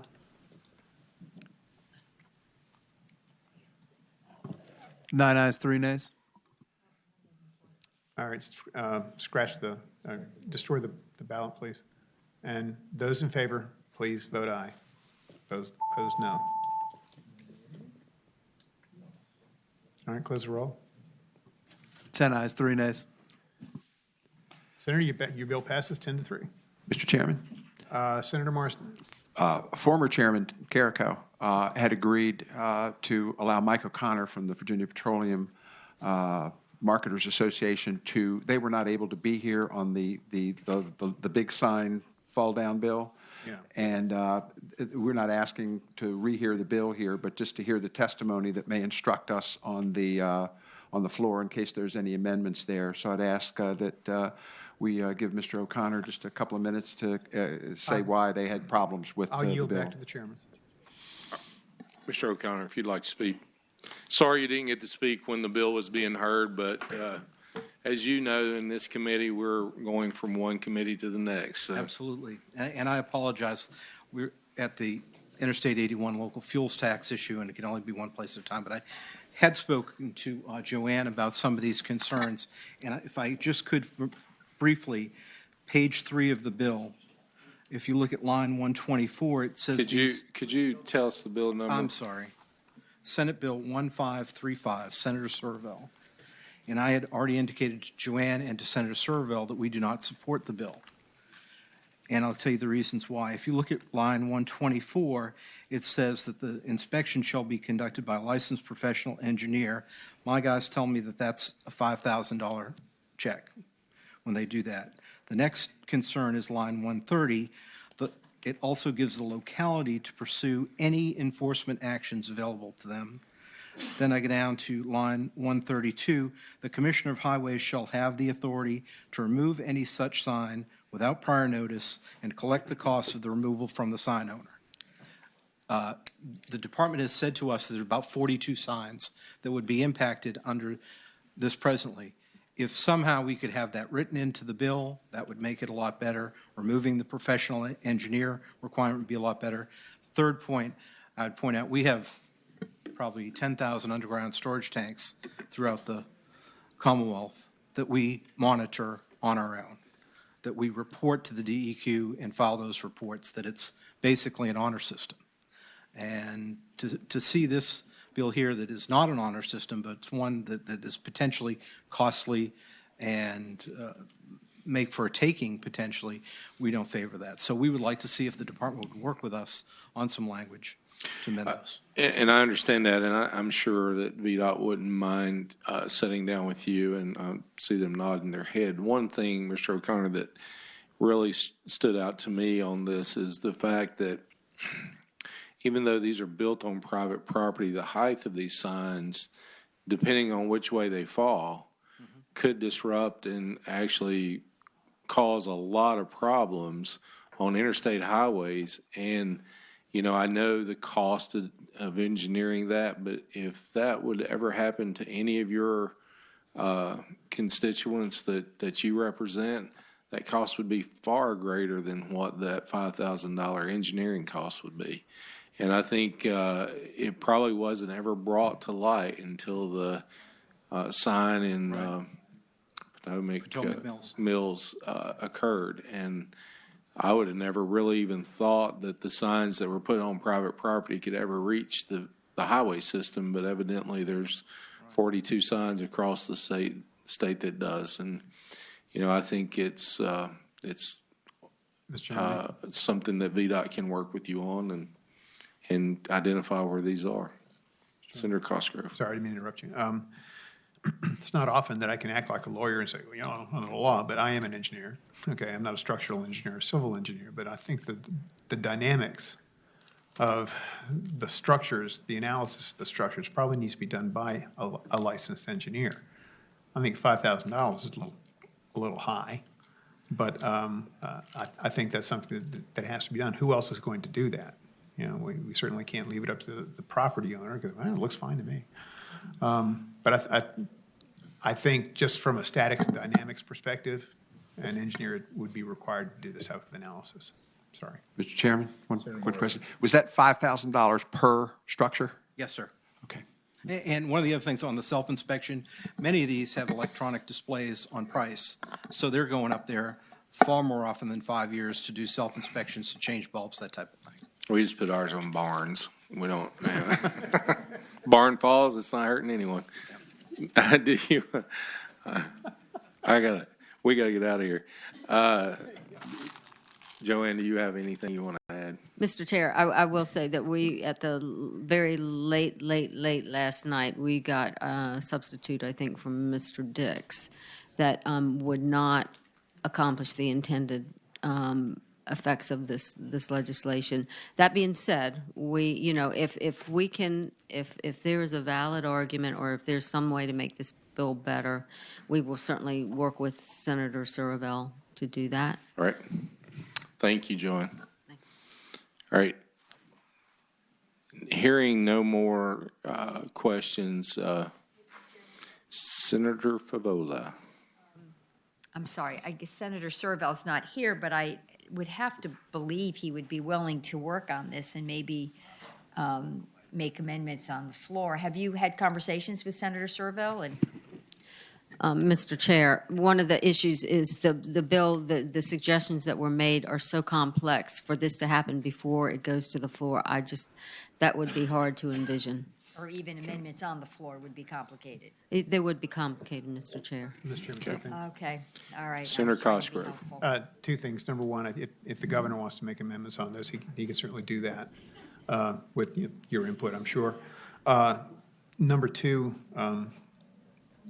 when we first talked about this, you showed me a number of signs, and you were going to get back to me on what those signs were, where they were, and I have not gotten that information. Mr. Chair, I think there was a chart. I will find out. I There will was a get those chart, for but you. it just basically said You're right. Chesapeake M1493 or something Yeah, like that. and it didn't tell me I what it was. apologize, Mr. Chair. They are finding the geographical, the GIS information for those, That's and they're fine. going to tell you where they are. Thank you, Mr. Chairman. All right, thank you. All right, any other questions? Hearing none, would like all the members of the Transportation Committee, I know we're missing a few, but we're looking at the 19th to have our dinner. So if you'll look at your calendars, get back, let me know. Not quite.